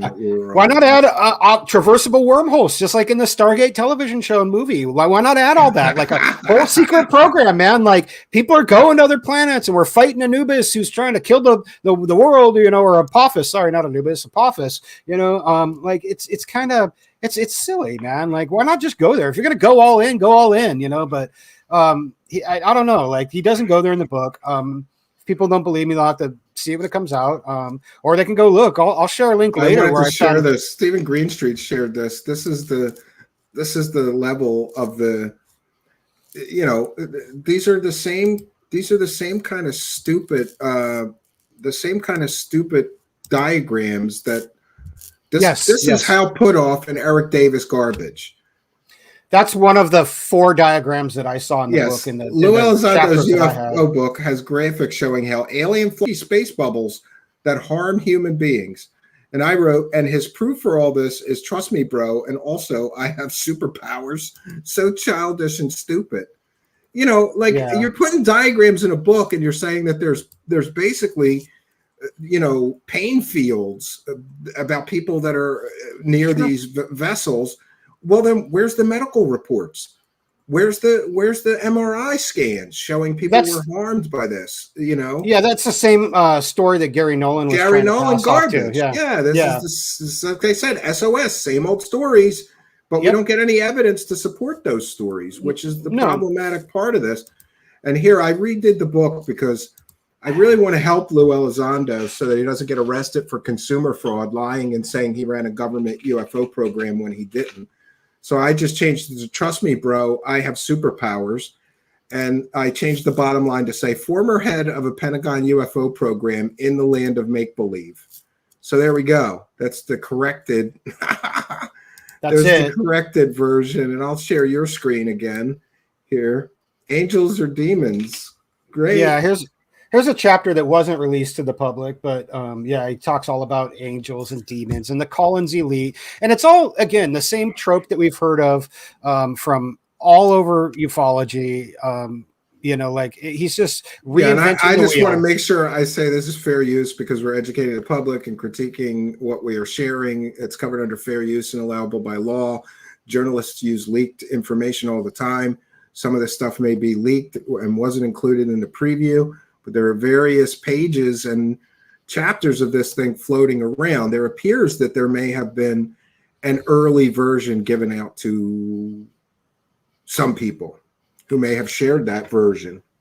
Yeah, I'm not going to lie, Stephen. I've got a copy of it. If anybody wants it, they can message me after the show, and I'll send them a copy of it. Well, I'm not going to make it publicly known. I don't want to encourage that as a show producer myself, but yeah, the guests are free to do what they want to do. Yeah. Yeah, I will. If anyone, in the interest of educating the public, I think it's important that people understand what's out there and what's going on. You know, that this before they're defrauded into giving money for a book that they believe is factual and truthful when it seems like it's mostly fictional and made up stories. So if anybody wants it, send me. Listen, DM. I hate to keep going back to King Bull, but I think that he perfectly illustrates the way a lot of people are feeling. The goddamn trust me bro claims made from being a hardcore believer to skeptical. I've waited years for these guys to reveal the firsthand knowledge they say they know but still haven't. Like I said at the beginning of the broadcast, Elizondo has been doing this dance forever, claiming I was in a place to go, or I was in a position to know, and I had these high security clearances, and I investigated UFOs for the government. So I have all this information that's secret that I'm going to spill in my book, and then we get SOS, same old stories from all the same old people. It's the same old suspects. It's a spooky crew. It's Hal Putoff, Eric Davis, it's Gary Nolan. You know, it's all the same stories. Kepsa says, I was an SSP chief on location, never seen Lou, but Corey Good was there though. Right. Yeah, I was there too. I can vouch for Kepsa. You know, like we were in the chow hall together. Yeah, and I don't remember seeing Lou at all. So I'm just kidding. Yeah, just ridiculous. So he's got a chapter on angels and demons because you got to throw that in there because he doesn't have enough. He doesn't have enough to fill a book. So a lot of this stuff that he's doing is like waxing poetically of just speculation. You know, and his sources are always the same as you look here: Jay Stratton, Jim Semivan, Hal Putoff, Will Levingston, Kit Green, as we know now. You know, it's always the same. Always the same core group of 10 or 20 people perpetuating these myths. Yeah. The problem is that these guys just repeat the same stuff over and over again, but they never prove anything. And that's the problem I have. Yesterday, we had Luis Caetano, and he had an interesting chart, Manny, that showed all the same people involved with multiple of these programs, UAPTF, ATIP, OSAP, and NIDS, and his mob chart. It's like a mob chart. Where it's it's amazing. It's all the same people involved in all these programs over decades, wasting millions of dollars. And what evidence have they all given us? Nothing. Just they've given us stories, you know? Yeah, here he is talking about OSAP, even though he's already said he had nothing to do with OSAP, but he's like talking about it like, oh, it was a nightmare. Jay and I, here he is, Jay Stratton again. It's always Jay, Jim, and I. Jay, Jim, and I. And then it's also John Robert again, the same guy, his buddy from back in the day. You know, it's always the same circle of people going back and forth. Yes, Arlene Atkins says one liar using other liars to back up his lies makes sense. Yeah, very trustworthy information. It comes from all the same wackadoos that, in my opinion, I'm entitled to my opinion, manipulated Dave Grush into burning his entire career to, I believe, allegedly leak stuff to Corbell and then come out as a so-called whistleblower who can't show us any evidence, you know? Right. So for all we know, all those people that told Grush all these stories were like, you can't use my name. That's why he can't name any of them publicly or tell us who that it is. You know? But we know who it is. It's a spooky crew. We already know that. It's the same exact people here. You know, the self-licking ice cream crew. Yes, the self-licking ice cream cone as Arrow or Kirkpatrick. Kirkpatrick, yeah. Look, now they're talking about Neil Tipton, who is the guy who replaced Lou at ATIP. You know, It's the same. Yeah, old and people. I wonder if anybody got to Neil Tipton and asked him about all that. I don't know. I'm pretty sure that's a well, I think I'm aware that somebody was trying to do that. Yeah, because he's handing off leadership to this fake organization to somebody. It'd be interesting to talk to them. Did you take over this fake UFO organization that was a hobby for him that he was the so-called director of? Yeah. Oh, look, here's an alien implant that somebody Peterson. told them about. An alien implant that had Morgellons fibers, like Morgellons disease and filaments that moved on their own through the human body. And like, where's the evidence of this? Like, you're telling me we have an alien implant and we don't have any evidence? No. But the story, I mean, come on. Like, it's so ridiculous. Senior CIA official and his wife, UAP, blah, blah, blah, blah. More stuff. I can only guess who that might be. Probably one of our CIA, Jim Semivan. It's probably Jim Semivan. Who knows? Chapter 9. Yeah. There's a lot to digest here, but it's really hard to read knowing that most of it's fiction. Like, it's like you can't really, you're going to waste a bunch of time doing FOIA requests on a lot of the stuff you find in here, and it's just going to be a waste of time, not because it's secret information, obviously, or Dopsar would have never approved it to be in this book, but because it doesn't exist because it's fiction. That's why people aren't going to find it. Save your time. Well, I think we should just speak in general. I'm a little nervous about sharing that. Yeah, no worries. We'll say, but I think the major takeaway here, and I think you and I both agree on these points, is number one, everybody waited all this years for this, and he has hyped this. Oh, it's going to be in my book. It's going to be in my book. And remember, he claimed that his book would be a game changer. Sure. What game is he changing if there's no new information and it's just repeated stories from the same spooky gang that everybody else is using? Well, I'll tell you what's new in there is that he directly says things like Roswell was real. Like, he normally in the past, go look at his 60 Minutes interview, how evasive and double talk this guy was about everything. Yeah. So that's really the only thing. Unfortunately, that's it. And he's expecting everyone to be like, oh, Lue's gloves are off. He's letting loose with the big information. It's like, because it's bullshit, people. That's why he's putting it out there. Because it's all bullshit. It's all a joke. It's all a scam. It's all fiction. That's why he can put it out there. He's not giving you the names of these programs that allegedly exist. Throwing around the name TRW and saying that TRW back in the day recovered something is ridiculous. Yeah, very convenient. An organization that no longer exists. Right, and they were absorbed by Northrop, so that's where Northrop got all their information. Yeah, but so nobody can fact check it. You know, yeah, that's the problem. They perfectly. Lou reviews this here and says 100% Lou. He stole. 100% stories that he stole, and other stories that he made up and put himself into. There's rumors that he did take other people's stories and experiences and put them in the book, and some of the inner circle were arguing with him. You got to take that out. That happened to me, not you. That's rumors and speculation. I freely admit that, but it's pretty interesting. I have a feeling that that's true from a couple different people. That's probably why Grush isn't in the book at all. He probably tried to steal some of Grush's thunder, and Dave was probably like, screw you, that was me. Yeah, Steve Long with an excellent analysis says Elizondo basically just co-opted the most popular conspiracy theories in American history and claimed special knowledge about them all. Guys know how to grift a field. I'll give him that. The guy knows how to grift. Yeah, he does. Absolutely, right? He sure does. Yeah. If there's any specific topic people want me to search for in the document while we're here so we can talk about it, just throw it in the chat and I'll Green Street. Yeah. Hey, if you want throw it in the chat and caps if you want Manny to search the available text that he has for any search term, just put it in all capital letters while we're discussing other portions, and we'll see if he can't find some information.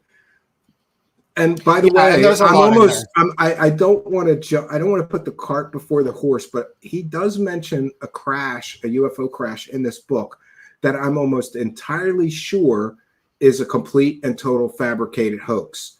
But I have to go through. Remember, I did that whole series of on UFO crashes for all the different ones. This was a lesser known one that I didn't include in my series because it was a slam dunk that it was a fake story. But he includes it in his book, I believe, as if it's totally true. And I'm going to do a separate story on that once I dig out my notes from that series. But yeah, it's so funny to me. 7-year wait for here's some stories my spooky friends told me about spooky things and my Scooby-Doo adventures, right? Yeah. Yeah. And it he would have is. gotten And he would have gotten away with it, Manny, if not for you meddling kids. right. So stupid. For real. Yeah. What do you Oh, think? for sure. Do you think after this book he's got any kind of a future on the UFO circuit? Remember how dumb some of these people are. Oh, I think for sure. I think he could work UFO conventions for the rest of his life.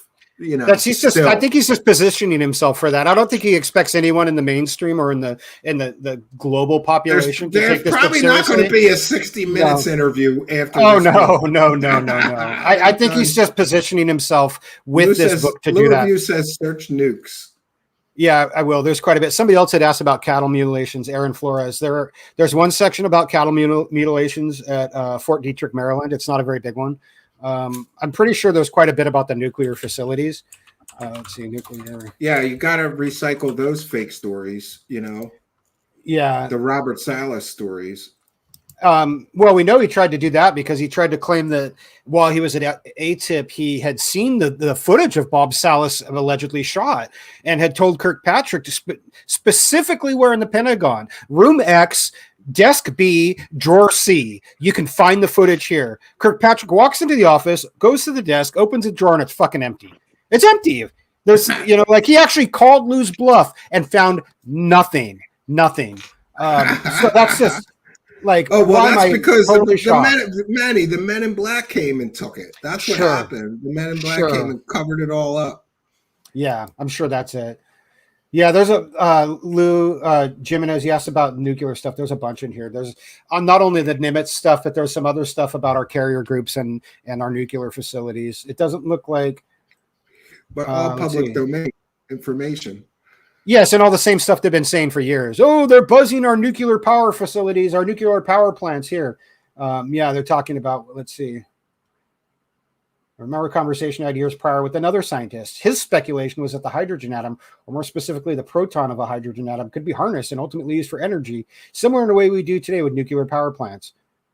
Isn't that called an H-bomb? Didn't we build that already? What a freaking moron. We've already done that. There's a whole section in this book on free energy, and I'm here to tell you, free energy is a scam. Anybody that tells you free energy is real doesn't know the third law of thermodynamics. And Hal Puthoff's one of those wackadoos. He's wasted half his life trying to get investors to build free energy devices. You know what he's actually built? Nothing that works. So he's talking about free energy for a whole section of the book because Hal Puthoff told him. Again, so much of this book, I think Manny is right. So much of this book is Hal Puthoff said, Hal Puthoff said, Hal Puthoff said. So why do we need this guy? Just go to Puthoff for this information then, and maybe Puthoff can show us some evidence instead of a trust me, bro story, Yeah, let's see the evidence, instead. And let's get it from the source.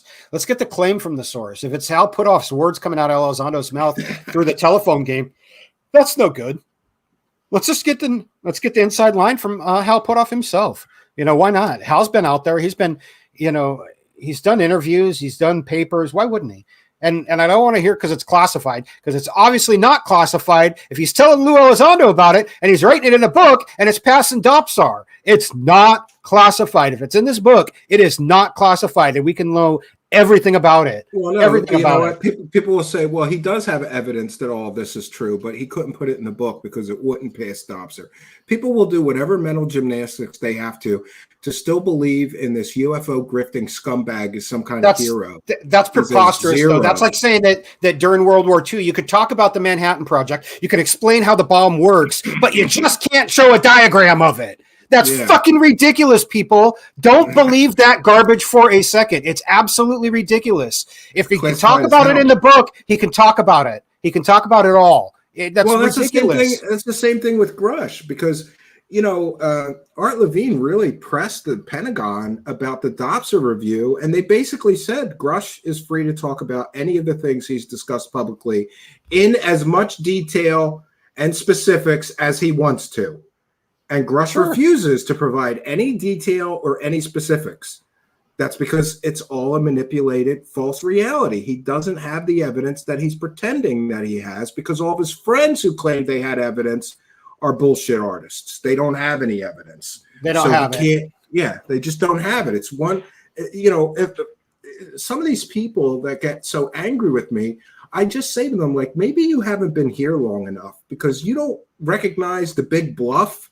They all do the big bluff, like this dance, Elizondo. I've got insider knowledge. I ran a government program.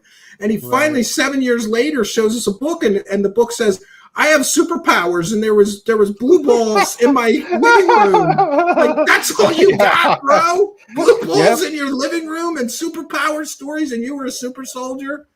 My God, it's so stupid. And listen, if there was a real super soldier program in the military, wouldn't that be classified, and therefore it wouldn't pass DOPSR? He couldn't put it in a book?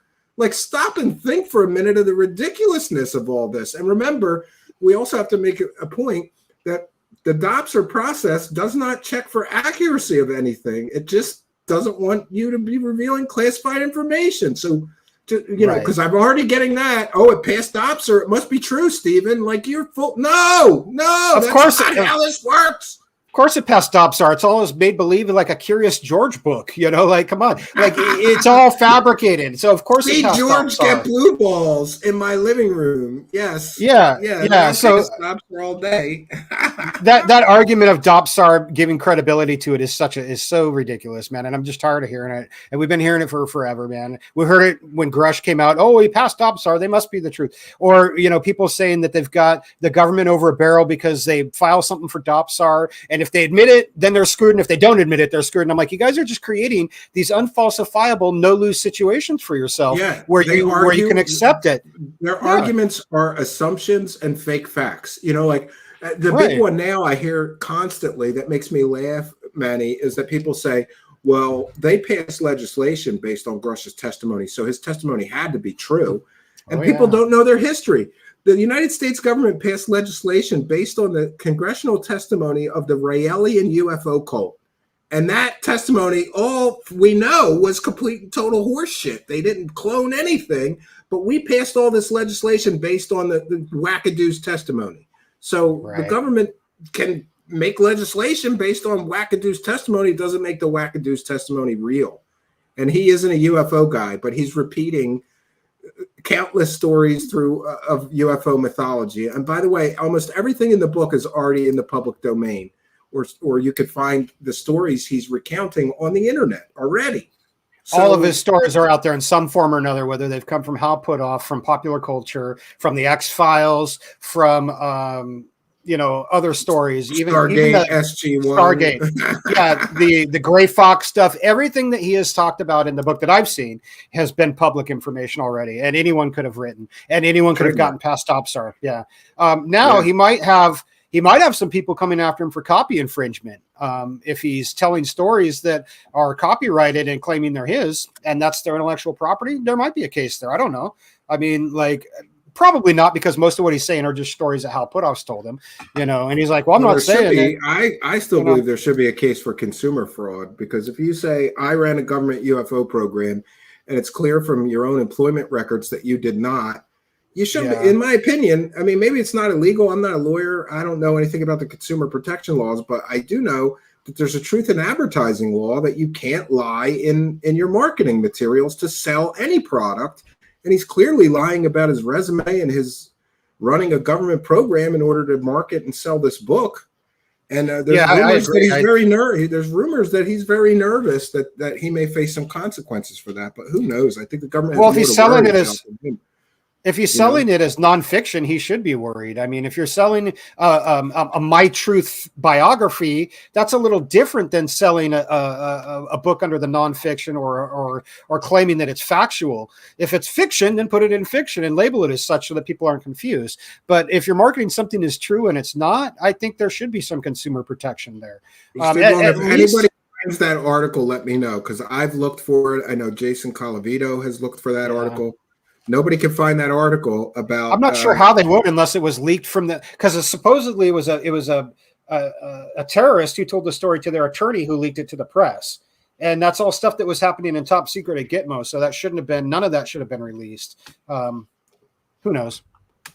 There's no disclosure. Snowden was on the run the moment he had proof of his whistleblow, like a real whistleblower. Yeah. Yeah. That's another thing that bothers me, this misuse of the term whistleblower. You know, I joke he must be blowing a dog whistle because nobody can hear it. Like, if you have no evidence, you're not a whistleblower, you're a bullshitter. If you can't provide evidence of your claims, you're not a whistleblower. Let's look at some real whistleblowers. You got Snowden. You got Chelsea Manning, reality Julian winner, Assange, Julian Assange. They've got serious repercussions. Yeah. Very serious consequences. All of those people did time in jail or faced serious time in jail for what they had done because they didn't have legal protections like UFO whistleblowers now have due to the UAPDA. Now to the new UAP Disclosure Act, they have protections. There is zero excuse to accept anything other than ironclad evidence that these programs exist. The only thing that you can surmise is that the reason that these people aren't coming forward is because the programs do not exist and the evidence doesn't exist. Otherwise, they would. If Snowden would have been given the option to come forward without legal repercussion, I'm sure he would have. I'm sure he would have preferred to stay here. Sure. I'm sure reality winner would have too. I'm sure that Chelsea Manning would have. I'm sure that Julian Assange would have too. Would have preferred not to go on the run and have to live in a consulate and fight extradition. Yeah, and I often think about Snowden. Because imagine the horror of you can never go home. You can never come back to the United States under any circumstances, or you'll immediately be arrested, prosecuted. Oh, yeah, or to one of our allies that we have an extradition treaty with. He literally faced the death penalty for espionage. 100%. Releasing all that classified information. So that is some real world consequences. And Gary McKinnon, the same thing with him. He faced extradition for years for something he did as a juvenile. And he was only recently allowed to be let go of these obligations there. Like, Gary's a cool guy. I've talked to him before a couple of times, and I used to talk to him on Twitter when he was on there, but he's not on there anymore. But, the people who are whistleblowers have evidence, have paid a serious cost for it, but they've also supplied irrefutable evidence. And nobody from Hal Puthoff to Lue Elizondo to Eric Davis to Dave Grush, none of them have provided that. None of them. It's all stories. Trust me, bro. Yeah. You can't even get Eric Davis to admit that he wrote that stupid memo that was found in Edgar Mitchell's belongings after he died. And by the way, nobody has ever contacted and confirmed with Edgar Mitchell's family. By the way, I tried to, but I couldn't get a response.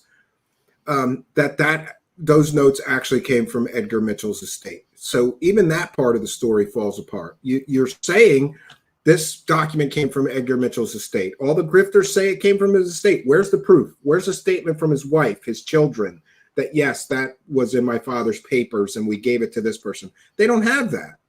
And I think as the story goes, I think Mitchell's wife opened his safe up after his death and found it in there and then turned it over to somebody. I think Grant Cameron. I think I could be definitely wrong about that. There was another individual that claimed to first have possession of it and then leak it. And then leaked it on Imgur. Imgur. It's so stupid. And, the admiral discussed in those notes has said, I wish that guy would show the proof, because he basically has said, I wasn't in Las Vegas at that time and I have proof of that. I couldn't have been at that meeting. This is a work of fiction. But he hasn't ever shown, in a perfect world, on the date that he was supposed to be at that meeting, he would be doing a speech somewhere and we could get that 100% verification. We could find video of it on YouTube or something, that'd be great. They called that Richard Dolan called that the UFO leak of the century. And by the way, I did a detailed study of Richard Dolan. So he did 80 hours of live streaming about that nonsense.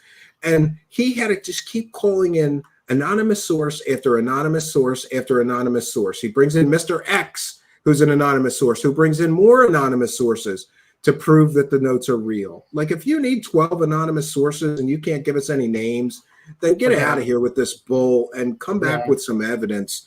And, and also the whole story begins with Stephen Greer gave a completely and totally fake classified document to a Navy admiral. And then he took that document, and that's what was the catalyst for him to go look for those aliens. He would have a staff, and the first thing he would do is give that document to his staff and say, let me know what you can tell me about this document. and then he would know that the document was fake and he would go no further. You know, the whole story begins with a lie, kind of like Lue Elizondo. I ran a $22 million funded government program. No, you didn't. You conflated that with something else in order to sell your grift. And it looks to me like the grift is coming crashing down, because I'm amazed. Even some people that I never thought would turn on him are like, you know, we've got King Bull and other people saying, look, I've waited all this time. I had an open mind. I trusted these people would have some firsthand knowledge or information. And what do you get? Same old story, same old people. It's not coming in the book, so don't hold your breath. But, you know, that's where we're at. And that's what people have been calling out from day one from this. Do you think, I think so, but do you think this preview has really been a disaster for him? Because how many people read that preview who said, I'm canceling my pre-order or I'm not buying this book? I suspect a lot of people. I suspect that it was pretty damning because they were expecting some ironclad evidence, documents, unclassified stuff that had been declassified, and there's nothing there. And the reaction, how within 24 hours they got it taken down off of Google, tells me that it was probably pretty damaging. You know, which is unfortunate. I mean, I don't wish anybody ill, and I'm not trying to hurt their intellectual property by any means, but it sure seems like the revelation of the truth of the reality here of what's in there has got people a little disenchanted. Never meet your heroes, people. Never meet your heroes. You'll always be disappointed. You know what? That's very excellent advice. And it really does apply to life, because I've done that a few times and regretted it in the entertainment world. Let's just leave it at that. And people, one time I met somebody that I idolized my entire life, and I just walked away going, man, that guy was an egomaniac, total asshole. Like, I wish I wouldn't have met him. That thing really applies. I'd rather have I didn't meet the guy, so I could still think of him as, you know, that hero that I looked up to. But people are human. What are you going to do, you know? And let's talk about that. Lue added that one redacted part to make what he was about to say seem even more important. So there was various rumors that he was just going to leave things, everything the government redacted. And he was acting like the government was going to redact all kinds of things that he had to say. There's one redaction that he showed in the entire book, which is probably some non-sequential thing and a marketing tactic to sell the book. It was all during the first chapter when he was talking about OSAP and ATIP and, you know, Jim and Jay. It could have just been talking about classified locations, so they redacted that, you know. It could have been anything. It could have been a skiff. It could have been a you know, it could have been anything, and it was probably left there to, just like Lord Ludacris, it says, just to give the illusion that something had to be removed. For as long as they've delayed the book and claimed that Dopsar, everyone was claiming that Dopsar had to do a bunch of reviews, there isn't a lot of redaction. There was that one big block in the first section, and then there was once or twice else, I think, where particular names were redacted. Small, like just a name in one paragraph, nothing big. So yeah, there just isn't any, and it almost makes me think that was done exactly. Oh yeah, it's like he's talking about the name of the building that the Pentagon rented for him to work in, which is public information, by the way. I've looked the building up. I found the address where he worked. It's a building that's down the street and around the block from the Pentagon where he was working. So he didn't even work in the main Pentagon. Yeah, he rented it. Oh no, he was in a rented office. No, it's a little business park that had looked like it had a Starbucks down in the lobby, like a place you'd go into to see a dentist or something. You know, like it wasn't. He didn't have a desk or at an office in the bottom of the Pentagon like Mulder and Scully, you know, like with this dingy little thing with, you know, no. And he had to have a "I want to believe" poster on his wall. Right? Yeah. Yeah, but he redacted the name of the building, like, which is ridiculous. Like, it's public information. It's one of the first things I found out, like a couple of years ago when I was doing a PDF search for him. I found a document with an address and his name and his partner's name, who was a female, who I may or may not be the girl he's talking about in the beginning of the book. He talks about that girl. What's her name? I can't remember now. He had some fake name for this chick he called Michelle or something like that. Jason Parker said all the psychics said this book would suck. Turns out they were right. Yeah, they were right. Griff Mageddon, right. Yes. But you know what'll be interesting to see? The spin is already in full bloom. You know, like I can't believe, like Manny, you know, I have an open mind, but when people start talking about their superpowers, I really have a problem with that. I mean, I was a stage magician. I've tested all kinds of fake psychics. I've busted a whole lot of fake psychics, fake mediums. When people start talking about their superpowers, I instantly think they're a wackadoo and they're full of shit. But yet the true believers are somehow still defending this. That, you know, people are sending me, you know, Stargate documents and saying like, well, the Russians and the United States studied remote viewing, so it's really serious. There's no evidence that it's effective. If the remote viewing were effective, the government would have a program today for it. They would keep a program going. They didn't. They wasted millions of dollars. They realized that it was nonsense, and then they stopped wasting money on it. Yeah, for sure. Yeah. The men that stare at goats comes to mind. And for the rest of my life now, I'm going to think of Lue Elizondo staring at the goat from the movie, you know. Right. Fall over. And don't you know some of the same Spook Squad was involved in that whole debacle going back that far? So like, exactly. You know, yeah. That's Elizondo and Grush's sources, the same people that were involved in that. I think they did a great job making that a comedy because that shit was funny. Like, because it's so ridiculous. It's just so stupid and so ridiculous. And the fact, you know what I love too, Manny, is that this guy tried to, I really do think that he tried to like separate himself from all the other UFO grifters and be the more serious, you know, credible guy. And here we are just 7 years later, and he's talking about the same nonsense they all do. They all eventually start talking about their superpowers. You know, Greer, Roswell, you know, like Greer, just go back Greer to it. used to be a lot more data-driven, serious science guy. You know, I'm really investigating the mystery. Eventually, he starts telling people he has superpowers. David Wilcock, by the way, has superpowers. He's telling people that he astrally, psychically saved Trump from the assassin's bullet with his superpowers. Wow. That he got from taking baths in his own piss. Wow. Because the Archangel Michael told him he'd get superpowers if he took baths in his own. So I just mean, back to my major point, like Lou tried to craft himself as like, I'm not like the rest of these grifters. I'm a serious UFO investigator. And first of all, he gets everything wrong, right? He's wrong about everything. He has no history or knowledge of UFO history majorly that I've observed. And now he's talking about his superpowers like all the other grifters do. So it turns out he's no different than any of these other Stephen Greers, David Wilcock. There's no difference. They all talk about their superpowers until they're, you know, I think it's all narcissism. These people think they're so important and they have a bloated sense of self-importance. I love the part where Europe issued him he got an arrest warrant issued for him because they thought he was the Darth Vader of torture or something. My God, like people can verify that that's not true, Lue Elizondo. You better hope. Yeah, I think that. But then he's traveling to like London for GQ, and then he goes to Spain for the International UFO Convention. He's on the run from these countries, but then he's going to go visit them as a tourist. I'd love to get one of the higher ups at GQ and ask them, what do you think about him saying he's a super soldier with superpowers? He's the hero of the year. Did you know he never ran the program he claimed to run? It didn't exist except in the land of make-believe, and you guys are giving him an award calling him the hero of the year? It's crazy. Wonderful. It is crazy, yeah.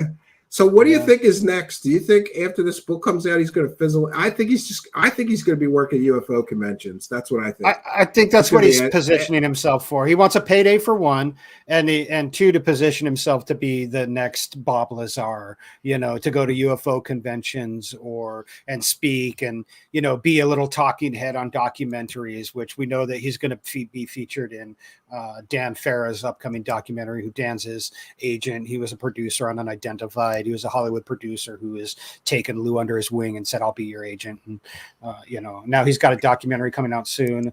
And then we've got Jim Fox's documentary to the program, which is going to be all about the same exact stuff. Unfortunately, Jim's not on with these guys. It's kind of sad. Yeah, I think that James Fox and Lue Elizondo's credibility is going to be in the shitter after this next couple of things. Like, people had high hope. And isn't it funny? Like, everybody likes to think like, well, this guy's different. He's not going to be a lying grifter. But they all seem to get into the lying grifting part eventually. There's like a 5 to 8 year span before they just go total grift, like total nonsense grift, right? James Fox was once viewed as very credible. Now he's talking to people that are talking about meeting blue aliens in the desert and going on 20 and backs, right? Right. And we know that he's real sympathetic to this Elizondo campaign, you know, like Chris Mellon's going to be in Jim's new movie and he's going to be all about it. You know, selling that narrative that they're trying to push. He wants to sell a movie, Lou Review says, yeah. I need a quick minute, man. I need just like 1 minute. Oh, sure. Here, let me get rid of you. Let me know when you're ready. All right, friends. So I'm going to take a moment to remind you that we are a viewer-supported show. So let me take a moment to thank once again our kind and generous benefactors for the evening. We have Nivik Spicamenum. I can never say that. I apologize. £2. Today's grift is supported by Big Narcissist. We have Thomas Robinson with a kind and generous £4, and thank you for being a member as well. Protecting Aliens since 1947. Compli Zaire, longtime show supporter with a very kind and generous, what is that, €29.99. Haha, Manny and Steven, brothers, you guys knew it all along. But this book is so dumb and awful and cheesy. I UAP'd my pants. You guys deserve my $29.99, split it 50-50. True Seekers for Life. Thank you very much. We've got Anthony Peterson with a kind and generous $2. And we've got High Speed Chase with a kind and generous $10. And thanks also for being a member. Manny is a straight heavy metal. Matt Ford is a Wookiee spanker. The other ways that you can help us is by a PayPal pledge, or you can hit that join button and become a YouTube channel member. You could join our Patreon for as little as $1 a month, or you could join our YouTube channel membership for $5 a month. You get the same extra goodies, but on YouTube, you get a little extra. And we have PayPal pledges. If you send me a PayPal pledge, add a note. We have a message from RB, which I think is Nemesis Bex. Forgive me if I'm wrong. They didn't include there. I apologize if I got that wrong. Great week at Truth Seekers. Kind of generous $10 PayPal pledge. Great week at Truth Seekers. I enjoyed the interview with Lewis, and I'm looking forward to the Lou book breakdown tonight. Thanks, Stephen. Initials RB. I think that's Nemesis Bex. Forgive me. I'm a little visually impaired, so I'm having trouble with that. And also, you could buy me a coffee now. It's Buy Me a Coffee /Truth Seekers. And we want to take a moment to thank Mike Larry, who bought 100 coffees, which is very kind and generous. And he said, Stephen, your content helped me develop my cynicism, skepticism, and critical thinking skills and potentially saved me from false beliefs and a faulty worldview. I'm grateful. From Mike Larry. Those of you who got all those free memberships, Mike Larry was buying all kinds of gifting all kinds of membership. But he changed to supporting us on Buy Me a Coffee because, as you may be aware, Buy Me a Coffee takes 5% and YouTube takes 25%. Then we want to thank High Speed Chase, who says, you rock, Steven, still waiting for the music. I will message you as soon as the broadcast is over, High Speed Chase. So we want to take a moment to thank all you kind and generous benefactors for helping us to praise the cash. Thank you, channel members. Thank you, Patreon supporters, Twitch subscribers, people buying me a coffee, PayPal pledgers, super chatters, super thanks. We appreciate all of you. Thanks for helping us to praise the cash. Praise the cash, praise the cash, praise the cash. Thank you for your kindness. Thank you for your generosity. Praise the cash, praise the cash, praise the cash.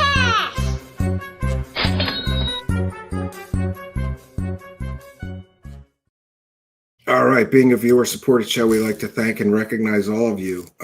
So there you go, Manny. We'll just do a wrap-up. I think we've covered what I wanted to cover, which is the ridiculousness of all of this. And I think what we're witnessing is the deceptions falling and the layers of deception used. Because let's be clear, this is since 2017. This has been a false narrative. Started by the New York Times with this whole media blitz about him, and it was all inaccurate. It was all fake facts used to create this false narrative. It's all coming crashing down, in my view. What do you see coming next after the book? Yeah, I don't, like I said, there's a couple movies that are coming out. I think that's what we're going to see from Lue is his, I think he's signed a contract with Farrow or something like that, or maybe not. I don't know. But in any case, he only seems to want to work on those projects that are extremely supportive of his cause and don't question his narrative. So you're going to see him there in that movie. You'll probably see him at the UFO conventions that'll have him. And he's going to be having a book signing, I guess, too. Like, so, hey, go get your book signed, get it autographed by the man, the myth, the legend, Lue, UFO hunter, Elizondo. Yeah, I hope everyone should go out and buy the book. I forgot too. You're going to be on Lue Reviews on Friday. Yes. And I apologize, Lou, but I booked him before you did or something. So I apologize, or I would have let it go for the next week. But yeah. No, it's fine. We're going to talk about Lue. Who's Lue? The movie. We'll talk about. I'm sure we'll discuss the book in more detail. And anything else that people want to come up with. Yeah, people will be posting more screenshots between now and Friday. Mm-hmm. Yeah, for sure. So come check me out on Friday on UCR with Lue Reviews, and we'll talk some more about that. I've been doing my work with Bob Kiviat. We've got a couple different projects that we're working on now. One's UFO related, one's not UFO related. So that's kind of fun. The UFO stuff is great. It'll be awesome to get back to that. That's kind of my roots and my passion. But my last couple of projects haven't been UFO related. So it's kind of nice to get back to it. What's that? Yeah, I wish I got to do some non-UFO related stuff. We just covered the Trump assassination and all the conspiracies. I got such great feedback from that. People want me to cover real world stuff, but honestly, I don't really know how to do that. I got to figure that out. Like we're talking about such strange, weird topics, but yeah, good for you too. And Bob Kiviat, for those that don't know, he's the original producer of the Alien Autopsy series on Fox and UFO's Best Evidence, Fact or Fiction, and a bunch of other stuff. Unsolved Mysteries. I love talking to Bob because I feel connected to my father. My father loved Unsolved Mysteries and even those UFO shows because he was into airplane history and aeronautics. He was a helicopter mechanic. But he was into like weird aircraft, so he was kind of into UFOs, but he wasn't like a UFO person. But he would watch that stuff when it was on Fox, and I'd watch it with him. He's a great guy and interesting. You got that? Don't you have the Mandela Effect movie coming soon or something like that? It was released at the beginning of this month. It's been out there. Bob's been doing a couple of interviews. You can look. In fact, he was just on Adam Carolla, I think, this morning, actually doing. Oh wow! Yeah, I'll have to give him a call. Yeah. I asked about him.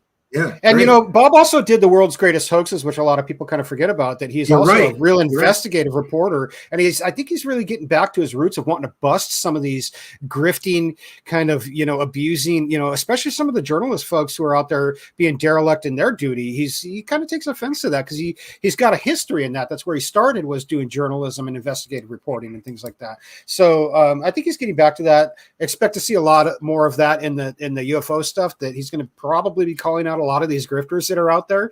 I wouldn't be surprised if he goes after some of these people. So last time I talked to him, he was talking about some of that stuff. So yeah. Well, listen, I appreciate you coming and providing your perspective, because I was just going to show the screenshots and talk about him, but I know that you're a wealth of knowledge about this guy. You know that saying, he wrote the book on that. You didn't write the book, but you made the documentary on that. And I think maybe give it a year, but I think you should do a Who's Lue 2. Because you can include all the wacky stuff. I'll help you do some animations with angels, shaking the terrorist bed. We could have so much fun with how ridiculous this story got, right? Yeah.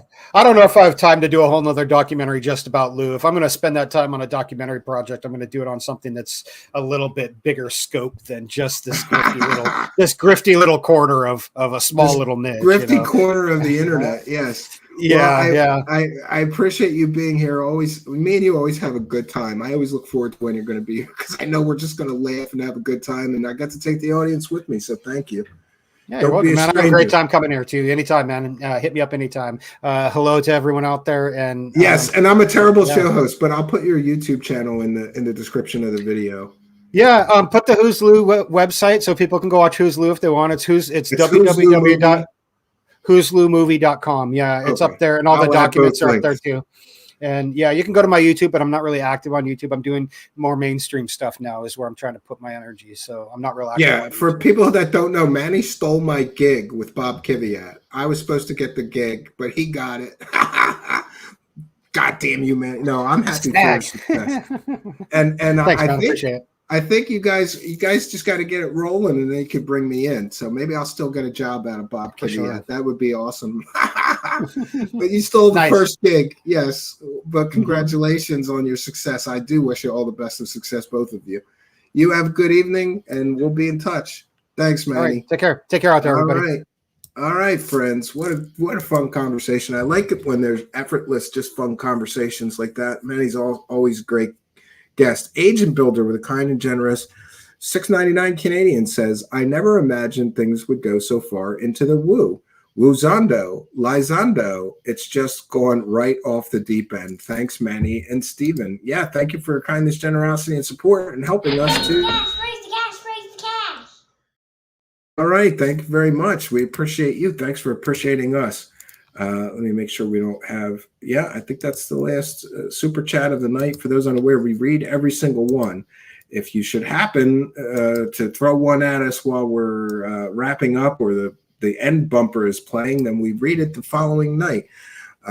There's links in the description for how you could join our Patreon, become a channel member, send us a PayPal pledge, or buy me a coffee. We're back to using that. So I appreciate all the help and support. I've been working on this music studio because for people unaware, we've been having a lot of problems with copyright claims on music, even music that I illegally purchase that's supposed to be royalty free. It's a long story, but the short version of it is I'm not going to be using any music that I did not write and produce soon. I won't be using any music that didn't come out of my own studio, my own mind, and my own hands and my own equipment. And I'm going to be copywriting my music so no one can say there's a copyright claim issue. For those unaware, we had sort of a copyright vulture issue where I purchased a huge amount of supposedly royalty-free music, and then we started getting copyright claims after using that music for, 2 years. And I'm talking about hundreds and hundreds of claims, and I have to file paperwork for each one, and it's a total nightmare. So, I ran a commercial studio in Philadelphia. I decided, but I sold I had a home, and next door was a big building, it was an old barn originally in the city. And I converted that into a recording studio, a very big commercial recording studio. And I ran that for years. My wife wanted to move to the suburbs for years. My original plan was just to sell the home and maintain the studio. But the money just, in order to make the move, I had to sell both. So I've been building this mostly MIDI studio here in my home to support the show. I'm going to be doing a Patreon video just about that and channels member video. So if you're a member, keep on the lookout. I should be posting 2 Patreon and channel member videos. And we have another one from Agent Builder. Says, can't wait to see Woozando do demonstration of his superpowers on Fox. Well, thanks for helping us to praise the cash. And I might offer Lue Elizondo $10,000 to shake my bed. Raise the cash, raise the cash, raise the cash. Yeah, so we'll see if Lue Elizondo wants to earn $10,000 by proving his superpowers are real and shaking my bed. He should be able to do that unless he's bullshitting. I highly suspect that his superpowers aren't real. So we've done our due diligence. I may be back tomorrow night at 9 p.m. Eastern Standard Time, or I may just take my younger son fishing. And for those that have been interested, we have a fishing tournament at the cabin every year, and whichever member of my family and visiting family catches the most fish, we give a trophy to. And so far, my youngest son, Xavier, who's the cash clown you see here, he helps out here sometimes, is killing all of us. My total count for the whole summer so far is 1 fish. In my defense, I'm always helping him, baiting hooks, taking fish off his line, he gets the line snagged, and I got to redo his bobber and the hook and the weights and, bait it again for him. That's the excuse I'm using. Xavier is up to 20 fish. He's killing everybody else's 1 or 2. He's killing us all. So I may take him fishing tomorrow night. We found a local pond, or I may do a show. I haven't quite decided. Maybe there'll be time tomorrow afternoon to take him, and then I'll be free to do the show. I'm not going to the cabin until Friday this week. My wife has to be at work on Friday. Normally I go on Thursday. I'll be going on Friday. So I have some things that I'd like to share, sort of an extra show for the week. Most likely I will be here tomorrow night at 9 p.m. Eastern Standard Time. Hope that you'll be here with me. I want to thank everybody, our kind and generous benefactors, Manny, the great guest. I saw Lue Reviews and a few other show hosts in the live chat. I appreciate everybody's attendance.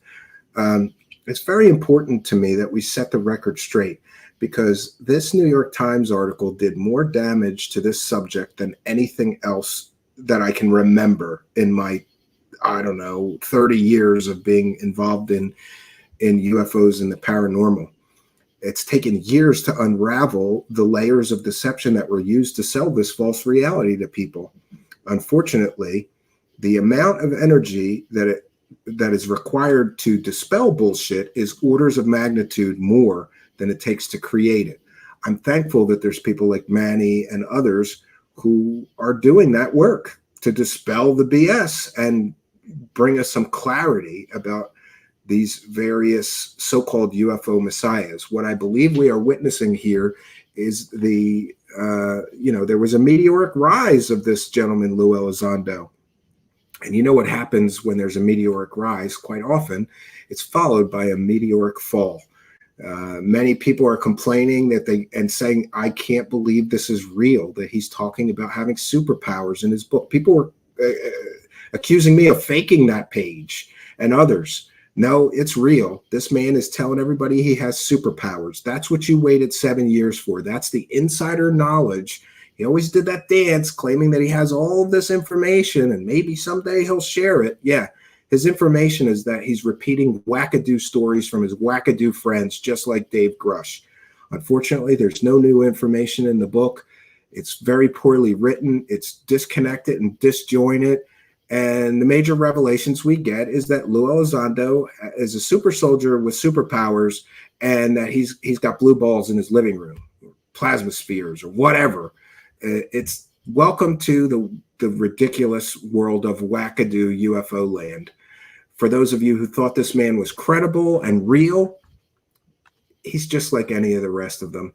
Eventually, he's going to talk about his superpowers. He'll be talking about his past lives soon in ancient Egypt and ancient mysteries and whatever. The grift must go on. As for me, that's all I got for you. So until next time, friends, my name is Stephen Cambion. Good night, and God bless all of you.